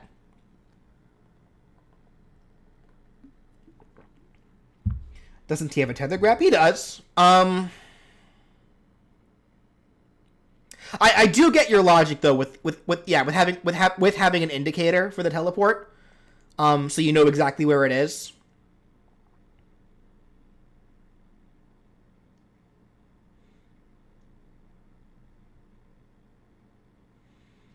Does he start the match with a save state at his starting position, or does he has to make one? He does have to manually make one. He'd be briefly invincible when he loads? Yeah, that is an option.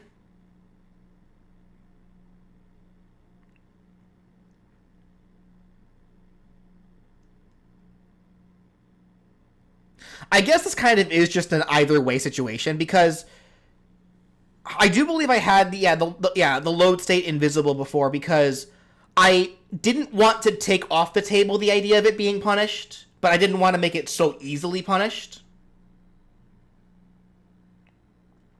If only because this is a great, this really is a really good recovery, like, in hindsight, like, the idea of what it is.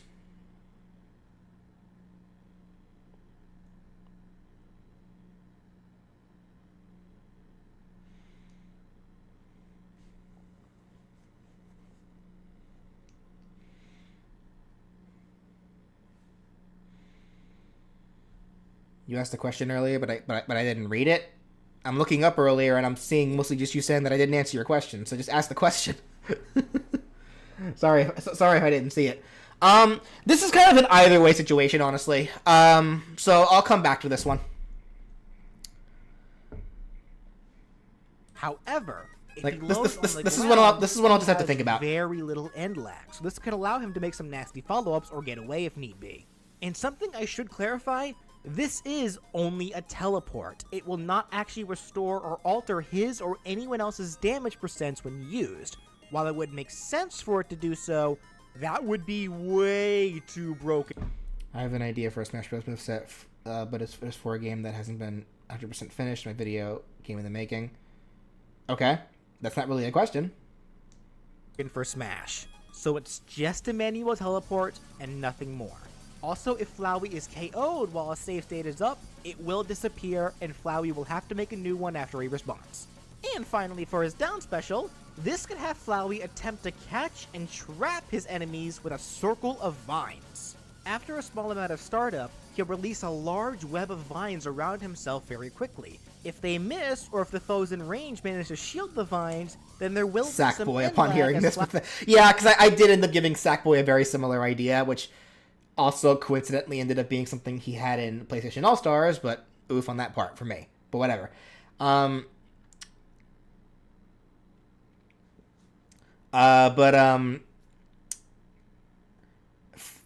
Sackboys had the ability to heal, but it was also limited. Like you couldn't spam it as easily. Like Flowey's is one. Flowey loves to abuse his save state, so his is a bit more spammable than Sackboy's was, compared to his, where the checkpoints actually are a limited resource that you have in Little Big Planet. So that's the difference. Is it possible that you'd give that character a moveset? I mean, only if they get enough requests. How's the hand healing? It's coming along. Still stiff, still sore. Bruising's gone, but it's coming along. I may have to... Honestly, if this takes too long, though, I may actually have to consider getting physical therapy, but anyway. Flowey needs to put the vines away. If the vines do hit opponents, however, they will be trapped, unable to get away until the attack finishes. Opponents who are trapped in the vines will have their life leached away, as Flowey literally uses them as nutrients. Each foe that's caught will automatically take 10% of damage, but Flowey will only ever heal 10% of damage, regardless of how many foes he manages to capture at once. So this is a fairly simple sounding attack, yes? Well, it would have been if that's all it did. As you should recall, I said I was building Flowey's moveset with the idea that he has 6 human souls. For those who don't fully understand why that's important, well, for one, what are you doing here? This video is full of spoilers. But if you don't care about spoilers, then allow me to enlighten you on some Undertale lore. There are human souls, then there are monster souls. Monster souls are weak. It would take literally the soul of every single monster to match up to that of even one human soul. And aside from a few exceptions, they disappear quickly if a monster is killed and turned to dust. Human souls, on the other hand, are special. Thanks to the power of determination, they're able to persist even after the human is killed. This is important because this allows monsters to do something that humans cannot do: absorb the souls. It's said that a monster with even one absorbed human soul becomes incredibly powerful, and if a monster were to ever get their hands on 7 human souls, it's said that they would become as powerful as a god. Flowey has 6. He only needs 1 more. And if he's able to catch somebody with his down special, he doesn't only drain their health, he drains their soul.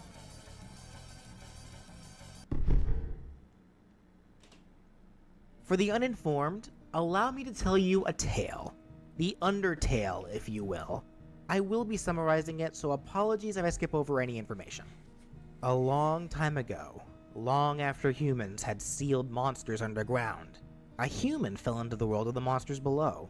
This human was found and helped by the monster prince, Azrael Dreamer, and they became as close as siblings. Until one day, the human had a plan to commit suicide by eating some buttercups, and after their death, would allow Azrael to absorb their soul and cross the barrier to acquire 6 more, so they may use the power of a god to destroy the barrier trapping the monsters underground and finally set them free. But things didn't quite go to plan, as when Azrael brought the human's body to the surface in order to bury them into a garden of golden flowers, he was attacked by a mob of humans who had thought that he himself had killed the child. Azrael had the power to destroy them all, but his kind-hearted nature ultimately led to his demise, and he turned to dust not long after retreating home. In the place where his dust scattered, golden flowers grew, as he was covered in its seeds from the surface, and after the royal scientist, Dr. Alphys, performed some test experiments on the flowers by injecting them with determination, Azrael was reborn as Flowey. But since he was a flower, he no longer had a soul of his own. He had lost all ability to feel love, and over time, this turned him into the twisted plant that we know him as now.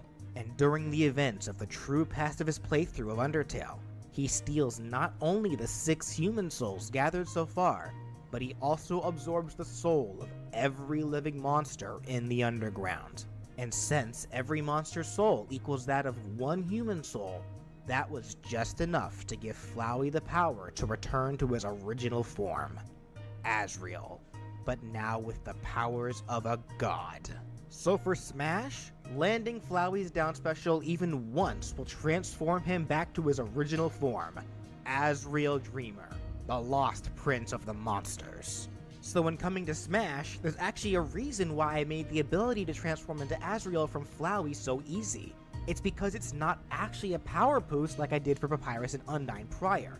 This will be a new transformation, like Zelda and Sheik originally, or the Pokemon trainer.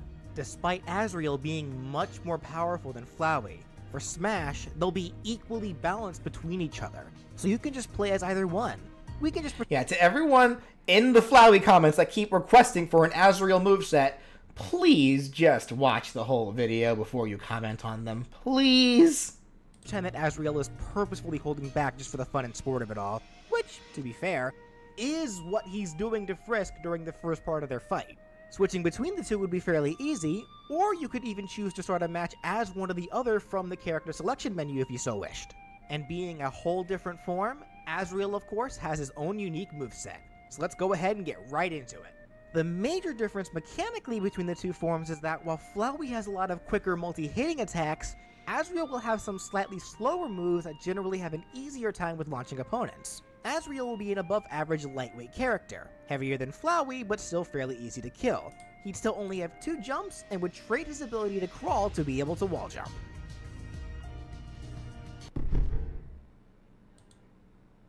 Asriel can have a 3-hit jab that parallels his jab as Flowey, except instead of Buttercup Fists, he'd use his Chaos Sabers. He'd swing each saber one at a time horizontally. I do want to preface, obviously, that I love the fact that all the names of like his weapons or attacks are just these really just edgy sounding things that clearly only a child would make up, which to be fair is kind of the point here, but regardless. For the first 2 hits, and then swing them both outwards horizontally for the 3rd hit. His dash attack can have him lunge his hand forwards, creating an explosion at the apex of the thrust. It hit hard, but any point after the explosion but before the end lag would act as a sour spot. The side tilt can have him quickly stab one of his sabers straight forward. This move can be slightly angled based on controller input. His up tilt can have him grow his goat horns and spin his head, which would only be able to hit foes once. What? Just because he went back to being a goat doesn't mean he won't still do creepy stuff. The down tilt can have Asriel create a quick shock explosion low to the ground in front of himself. The side smash can have Asriel use a much smaller version of his deadly Hyper Goner attack. The smash can have a vacuum effect that can slightly pull foes towards it, and the many diamonds that appear that are dragged towards the center would deal non-flinching damage. Then the attack would end with a huge burst of energy, dealing big damage to any poor sap that was pulled too close. The up smash can have Asriel use his Shocker Breaker attack. While he charges, he'd hold the same stance with his arms held up like he does when he charges the attack during his fight. As soon as the attack is released, Asriel would quickly disappear as the bolt of lightning strikes down on the spot where Asriel was standing. Then he'll reappear right after it finishes. This bolt has some incredible vertical range and power on top of being quick, but its horizontal range is lacking and there is some start lag on this move, as the bolt won't actually be able to appear until Asriel fully lifts his arms up. Not to mention the end lag on this move as Asriel reappears after disappearing. The down smash can make reference to how Asriel actually uses his Chaos Sabers, where he swings both of them from high to low at the same time on both sides of himself. And when he does this, some sparkles will actually fly off the sabers outwards and deal some small non-flinching damage. For the neutral aerial, this can be another Flowey parallel. In fact, all of his aerials except for his up air will be like this. He could hold his arms outwards and spin his whole body horizontally. And by his body, I mean only the neck down. His head will remain stagnant as he just stares at the players while spinning. And unlike Flowey's neutral air, which deals multiple flinching hits of damage, Asriel's can only hit once as it launches any foe who gets hit by it immediately. His forward air can have him swing one of his Chaos Sabers vertically from high to low, with non-flinching sparkles flying off of it that linger for a bit when it does. The back air can have him fire a single beam projectile from his finger that's shot straight backwards. This attack comes from the main attack that Asriel used while he was in his final form. The up air can have Asriel grow the upper part of his head, with his horn stabbing upwards when he does so. There would be a very powerful sweet spot on the tip of each horn. And the down air can have him drop a star-like projectile straight downwards. Like Flowey's Napalm Bomb, it explodes automatically if it hits anything, or is active for too long before blowing up by itself. Except when the star blows up, it splits into a bunch of little stars that deal a lot of non-flinching damage. This attack comes from Azrael's his star blazing attack. Oh, it's so bad! Why is this, past BJ? Why is this here? Oh, trash. Past BJ is trash. How did I not fix that? How did I not catch that? Ugh. How many people have seen this video? How many people have seen this blunder? I hate my life. I want to die. Anyway. Like, I was more bothered by an editing mistake than the actual moveset itself. Now, all those attacks are fine. I actually wouldn't change any of those. Azrael would grab with Psychokinesis, and would pummel by shocking the foe's whole body. The forward throw can have Azrael create an explosion on the foe's spot, causing them to fly forwards. The back throw can have Azrael make the foe disappear, then have a portal from some other dimension open behind him that just spits the foe out. You know what's funny? This moveset was made before Sephiroth, and this back throw is kind of the same as that, kind of. Like, Sephiroth obviously just makes them disappear and reappear, not with any portal or anything, but I still think that's kind of funny. Sending them backwards. The up throw can have Azrael spawn a hellfire under the foe's feet that ignites upwards, sending them into the air. And the down throw can have Azrael put the foe on the ground and then hit them with fire magic, racking up their damage before they're bounced away.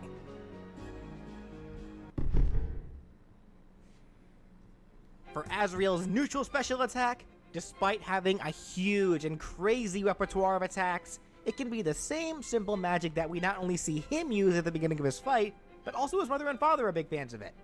Fire magic.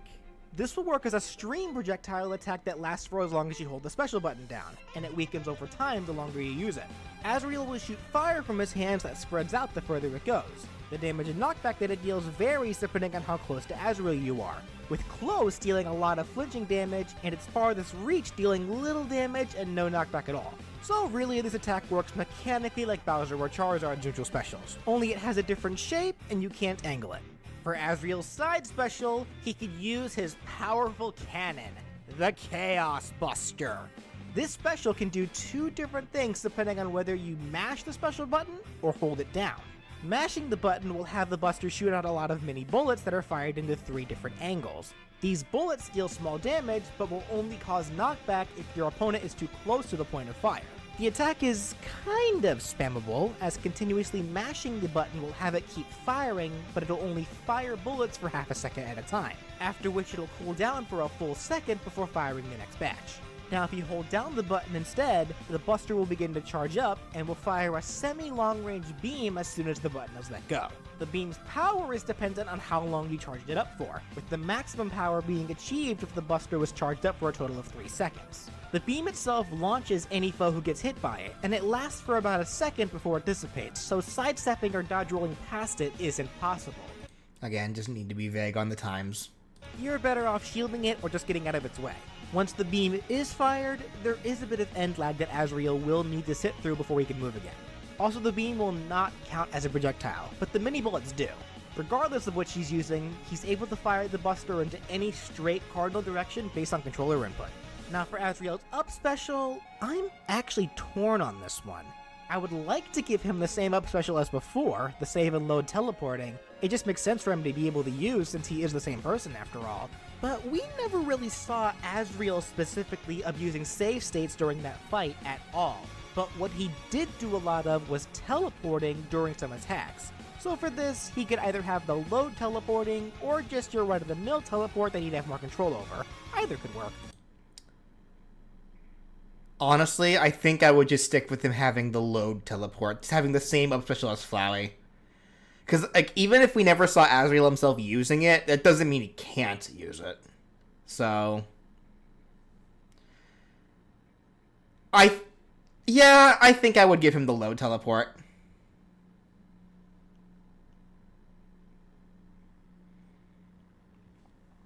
How would he hold the gun? Because his arm fading in and out looks like it's him. It's his arm turning. It probably is his arm turning into the gun. Who knows? Yeah, I think I would just make this one. Just have it be low teleport.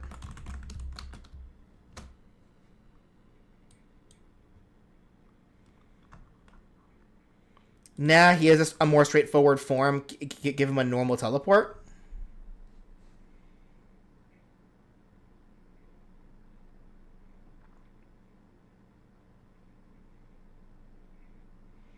The amount of moves that are the same as Flowey, that's the main reason why I think Azrael should be a separate fighter.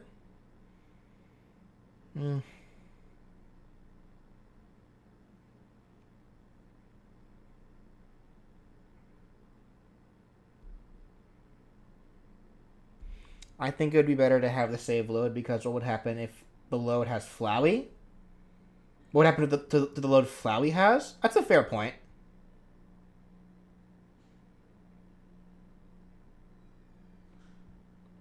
Actually... Ooh, wait a minute. I just had a funny idea now that you asked me that question. I wonder if this is necessary, but I think it actually could be cool for some interesting, like, cross-up combo stuff. So imagine, like, what if, like, so here's a funny idea. If I had Azrael, also have the save load up special, what if I made it where if you made a save as, like, Flowey, then transformed into Azrael, but then used up special again, you reload as Flowey, and then vice versa. Do you guys think that could be fun? Like, as like a second way to technically control a type of means of transformation?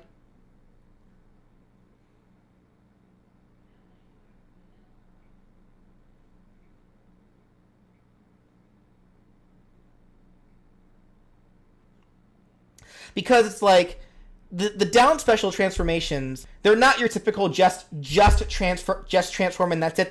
They are kind of a little more intricate to that, because Flowey's requires you to land to hit somebody in order to transform, whereas Azrael is forced to use his big powerful, like we'll see here in a second, but Azrael is forced to use his big powerful blast.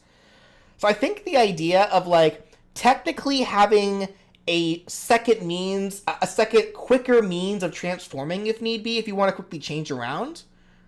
Like, so long as you saved as one form, then transformed, and then kept that save.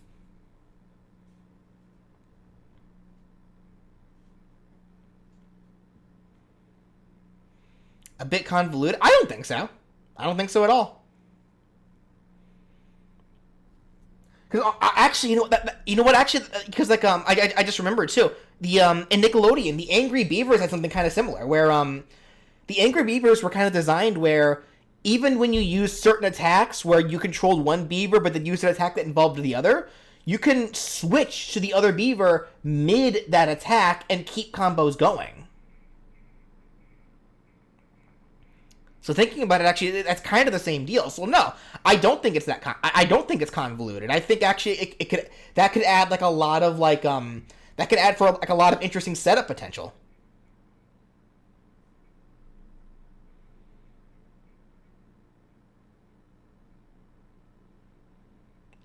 Like, it would require a lot of big brain plays, but that's also kind of the point of this character. Flowey and Azrael are very smart characters. He thinks his plan through. Like,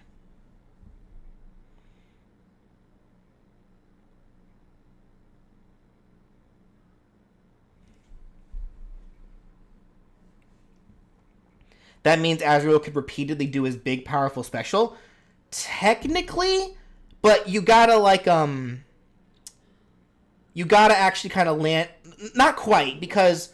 Yeah, because I make a point where... Here, let me show you guys, for those who don't actually remember it, the down special first. And finally, for Azrael's down special, this can be an attack that I'm going to call Barrier Break. For context, after you defeat Azrael and give him a change of heart, he uses the power of all the human and monster souls to destroy the barrier, trapping the monsters underground once and for all. This attack will have Azrael begin to charge up, and once he finishes, he causes a huge soul-powered explosion. Azrael, for the whole duration of this attack, will have heavy armor. He cannot be interrupted during this move, so it cannot be stopped once it starts. This explosion deals a lot of damage, but the knockback that it deals isn't actually that impressive, unless the foe already had a large damage percent accumulated. The big thing that this attack can do, which makes its name that much more appropriate, is that it'll automatically break shields. and any foe who attempts to shield this move will have their barrier destroyed. And finally, one of the most important details about this attack, for both this moveset as well as Undertale as a whole, is that when Azrael used it to destroy the barrier, it drained him of all of his power. It took literally every ounce of the soul's energy to be able to do it, and as such, Azrael wasn't able to retain his form any longer, and, unfortunately, was eventually forced to return to his flower form. So for Smash, right after you use this move, you will automatically turn back into Flowey, and will need to use his Vine down special again in order to turn back to Azrael. I know it seems a little odd that it's a tad harder to change from Flowey to Azrael than it is from Azrael to Flowey, but contextually, it doesn't make much sense for Azrael's attack to not change him back when he uses all of his power, even if it were to miss. And Flowey needs to steal someone's soul in order to get enough power to gain the Azrael form. But don't worry, landing Flowey's down special really isn't that hard. After all, that's why I made Flowey's neutral special the way I did, as well as gave him a down throw that berries. Actually, now that makes me wonder. I wonder if I should slightly change the down special a little bit to allow him to transform into Azrael without the need of actually hitting anybody. Because, yeah, like, I mentioned how I gave Azrael means of being able to transform quickly, but he has to actually land those in the first place, so...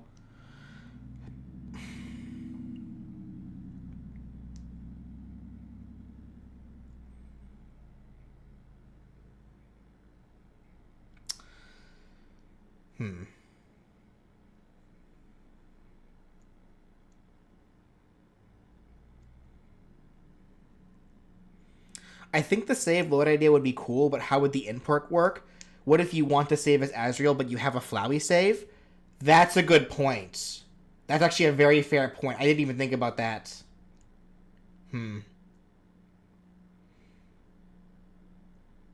That is a very fair point, actually. You're right.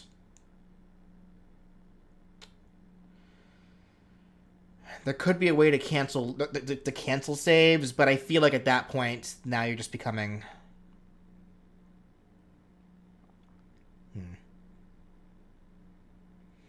Tap for one, hold for the other?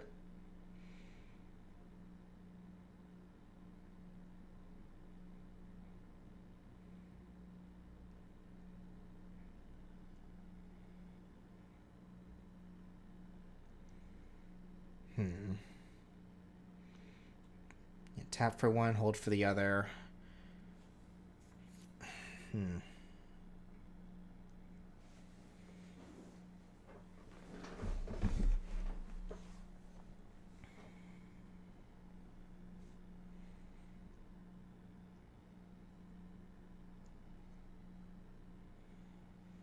Ground versus air. Shield special?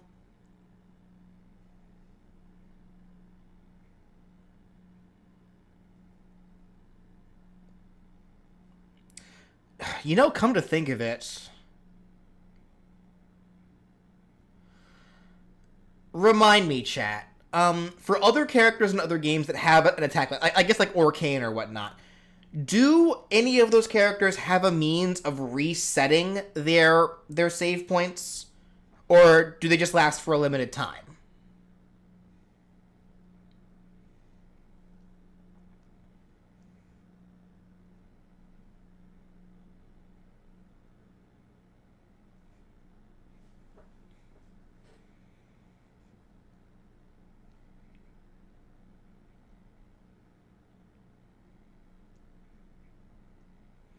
Orcane can set new puddles, but it deletes the active one each turn. Okay.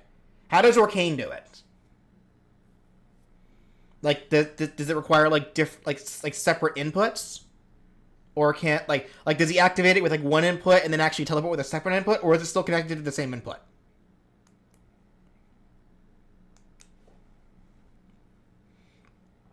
Because I am wondering if maybe the potential of Flowey being able to cancel a save to make a new one without actually needing to load it.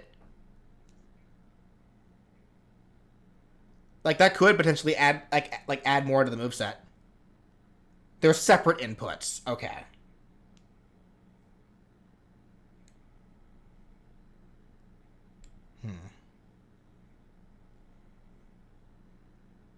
Someone mentioned shield special. That's an idea as well. Puddle is neutral special. Teleport is up special. Well, actually, that makes me wonder now. What does the puddle do by itself, or is it only there for the teleport?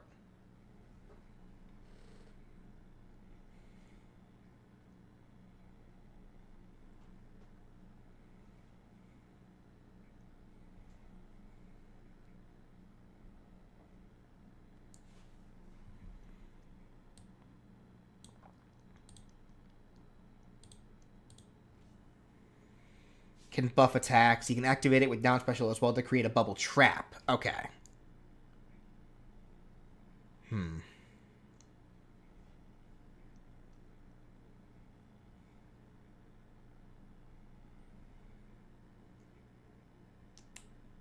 You know what? I have an idea. Here's what we'll do. Okay, so change. So I'm gonna make an adjustment to file saving here. To the file saving special. Oops, did not want to do that. There we go. Okay. So, I do want to keep the idea of changing between forms if you made a save as one, then transformed and then loaded. I still love that idea. So here's what we'll do. So I'll make one little change here. Have Azrael also use file loading. And then here. So an add.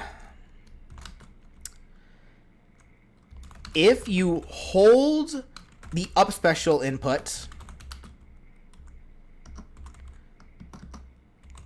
for too long, Flowey / Azrael will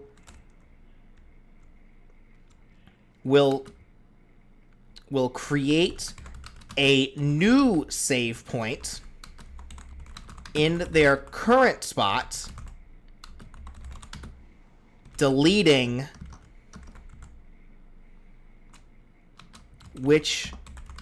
whichever one, deleting the one already present. And obviously this is the case where it's like if there is no save spot currently, it doesn't really matter, so it doesn't actually do anything. So it's a case where like if there's no save spot, whether you tap or hold up special, like he will just he'll just create it automatically regardless. But if there is one present, and this isn't the case of Ryu and Ken where like tap or hold. This is a case of more like charge, where like, even if you hold it for like a little bit, you won't accidentally just load when you don't want to. You have to like hold it for like a considerable, like not like seconds, but like enough time to like let you process that, like, okay, I'm deleting my current save point and making a new one where I am. So I'm making a new save state effectively. I'm save stating in this spot and deleting my own save without loading.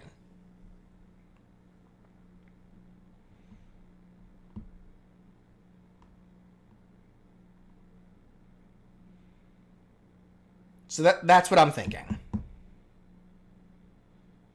And because I'm making that change, I'm also going to go ahead and add something that I do think is now actually appropriate with these changes. Add show an indicator of some kind on where the save state is. Because beforehand, well, I should say now, if you have the active ability to change where your saves are without actually needing to load them, now I think it's appropriate to have a visual indicator on where they are, not only so you don't lose track, but so you're not like completely messing with your opponent too badly. Let your opponent know where they are. Okay, that I think is a good compromise there. All right. So now with that said, I do still think perhaps there probably should be something to do about Flowey's down special. I want to keep the same attack, but I'm wondering if there's a way to make it where, like, even if you don't land it, you'll still transform, and then maybe add some kind of reward where if you do land it when transforming, you get some, like, I don't know, temporary power buff or like something else happens or whatnot. So let me think here.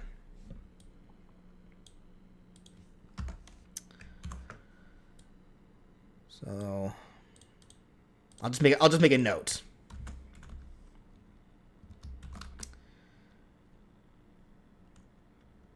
Isn't the reward the heal? Fair point. You are right. I totally forgot that it healed. That's a good point. Maybe it takes longer to transform if you miss. I mean, usually transformation characters have invincibility frames anyway, so it doesn't really matter. But that is a good point, though. The healing part. You are right. The yellow star thing, represent where you saved. Yeah.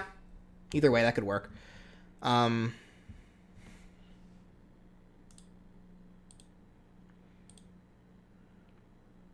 Okay. What time is it? I need to start wrapping this up pretty soon. We're going to be going to dinner tonight for my stepfather's birthday, so we're not leaving for a little bit, but I do need to quickly wrap this up. All right, so add make some way for Flowey to transform without needing to hit anyone. So I'll think about that later. All right. Let's get going. Both Flowey and Azriel will have cinematic final smashes that begin with their soul power shining around their body, and any foe too close will be pulled in. Flowey's final smash will have him turn into Photoshop Flowey, and will brutally attack his prey before annihilating them with his powerful mouth laser beam. Azriel will unleash his full power and transform into his final form, and attack the foe with a large amount of lasers before unleashing his large beam attack. While both of these smashes look different, they can both have the same result, and any caught foe who ends up with more than 150% of damage will be automatically KO'd. 150? That I was wondering if I made it that way because I was just really strong, but like 100's fine.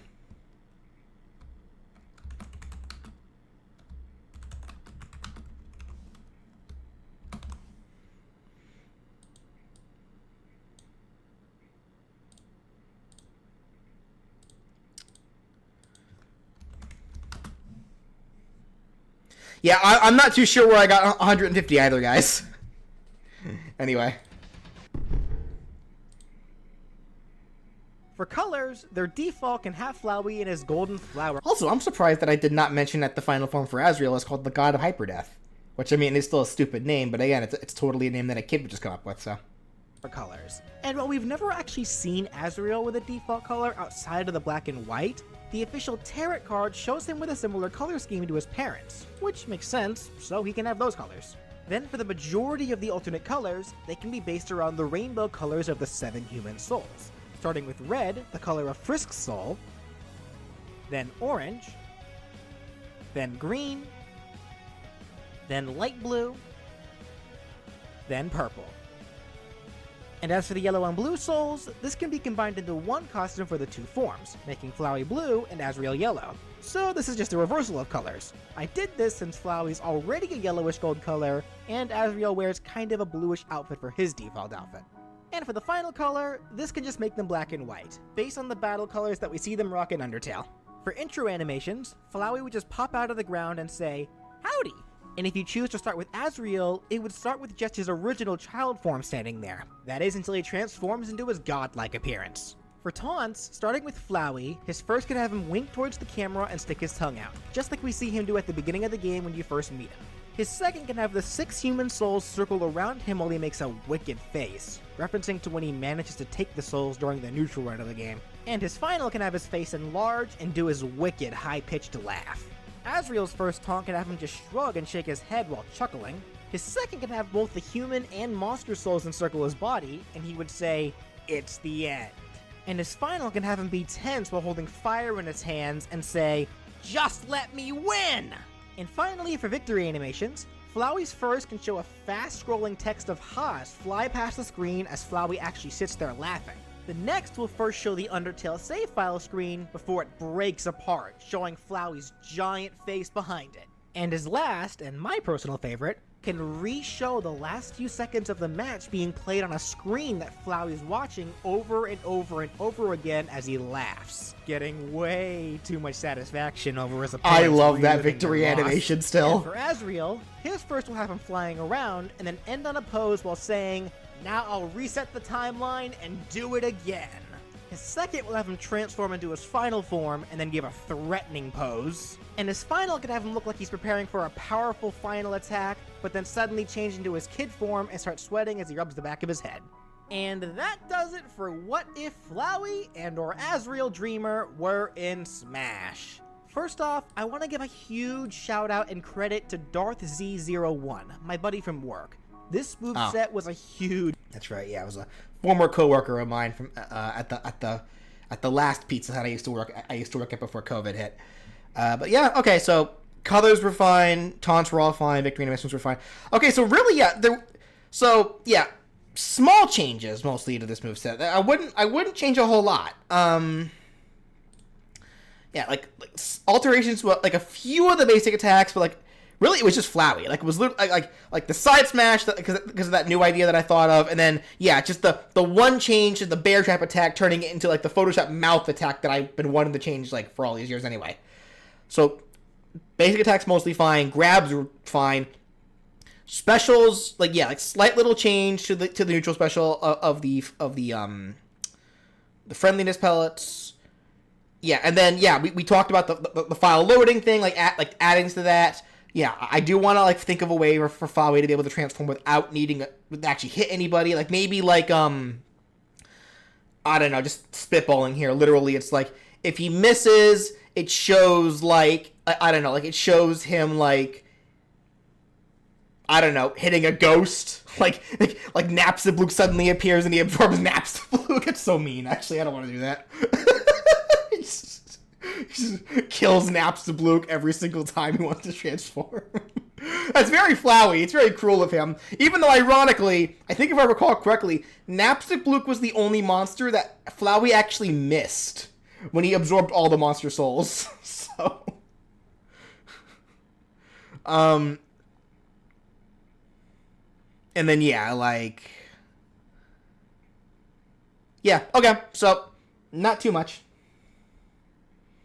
Hey, Maniac, you here now? Flowey and Asriel are both overall fine? Yeah, they're both overall okay, just slight change. Yeah, just minor changes here and there. And you're here now, but I'm about to end, because I gotta be sure to get ready to get going here pretty soon. Like I said, we've already been over this for 2 hours. That's why I only wanted to cover the two characters today, because they were both pretty meaty characters, as you saw. So, alrighty then. What is my opinion on the concept of a character needing to accomplish a challenging feat and then suffer a KO in order to transfer into a stronger variant? The concept of a character needing to accomplish a challenging feat and then suffer a KO in order to transform into a stronger variant. What are you referring to in general?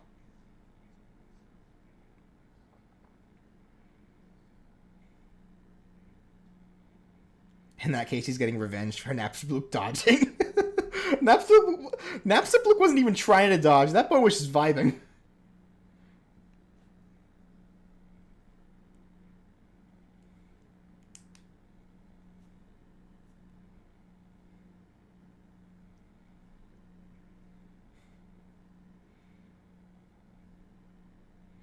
Opinion on Sans and Among Us? I mean... I saw that they did like the crossover thing where they had like a bunch of costumes from like indie games and such. And it's just whatever. I haven't actually played Among Us in a while, so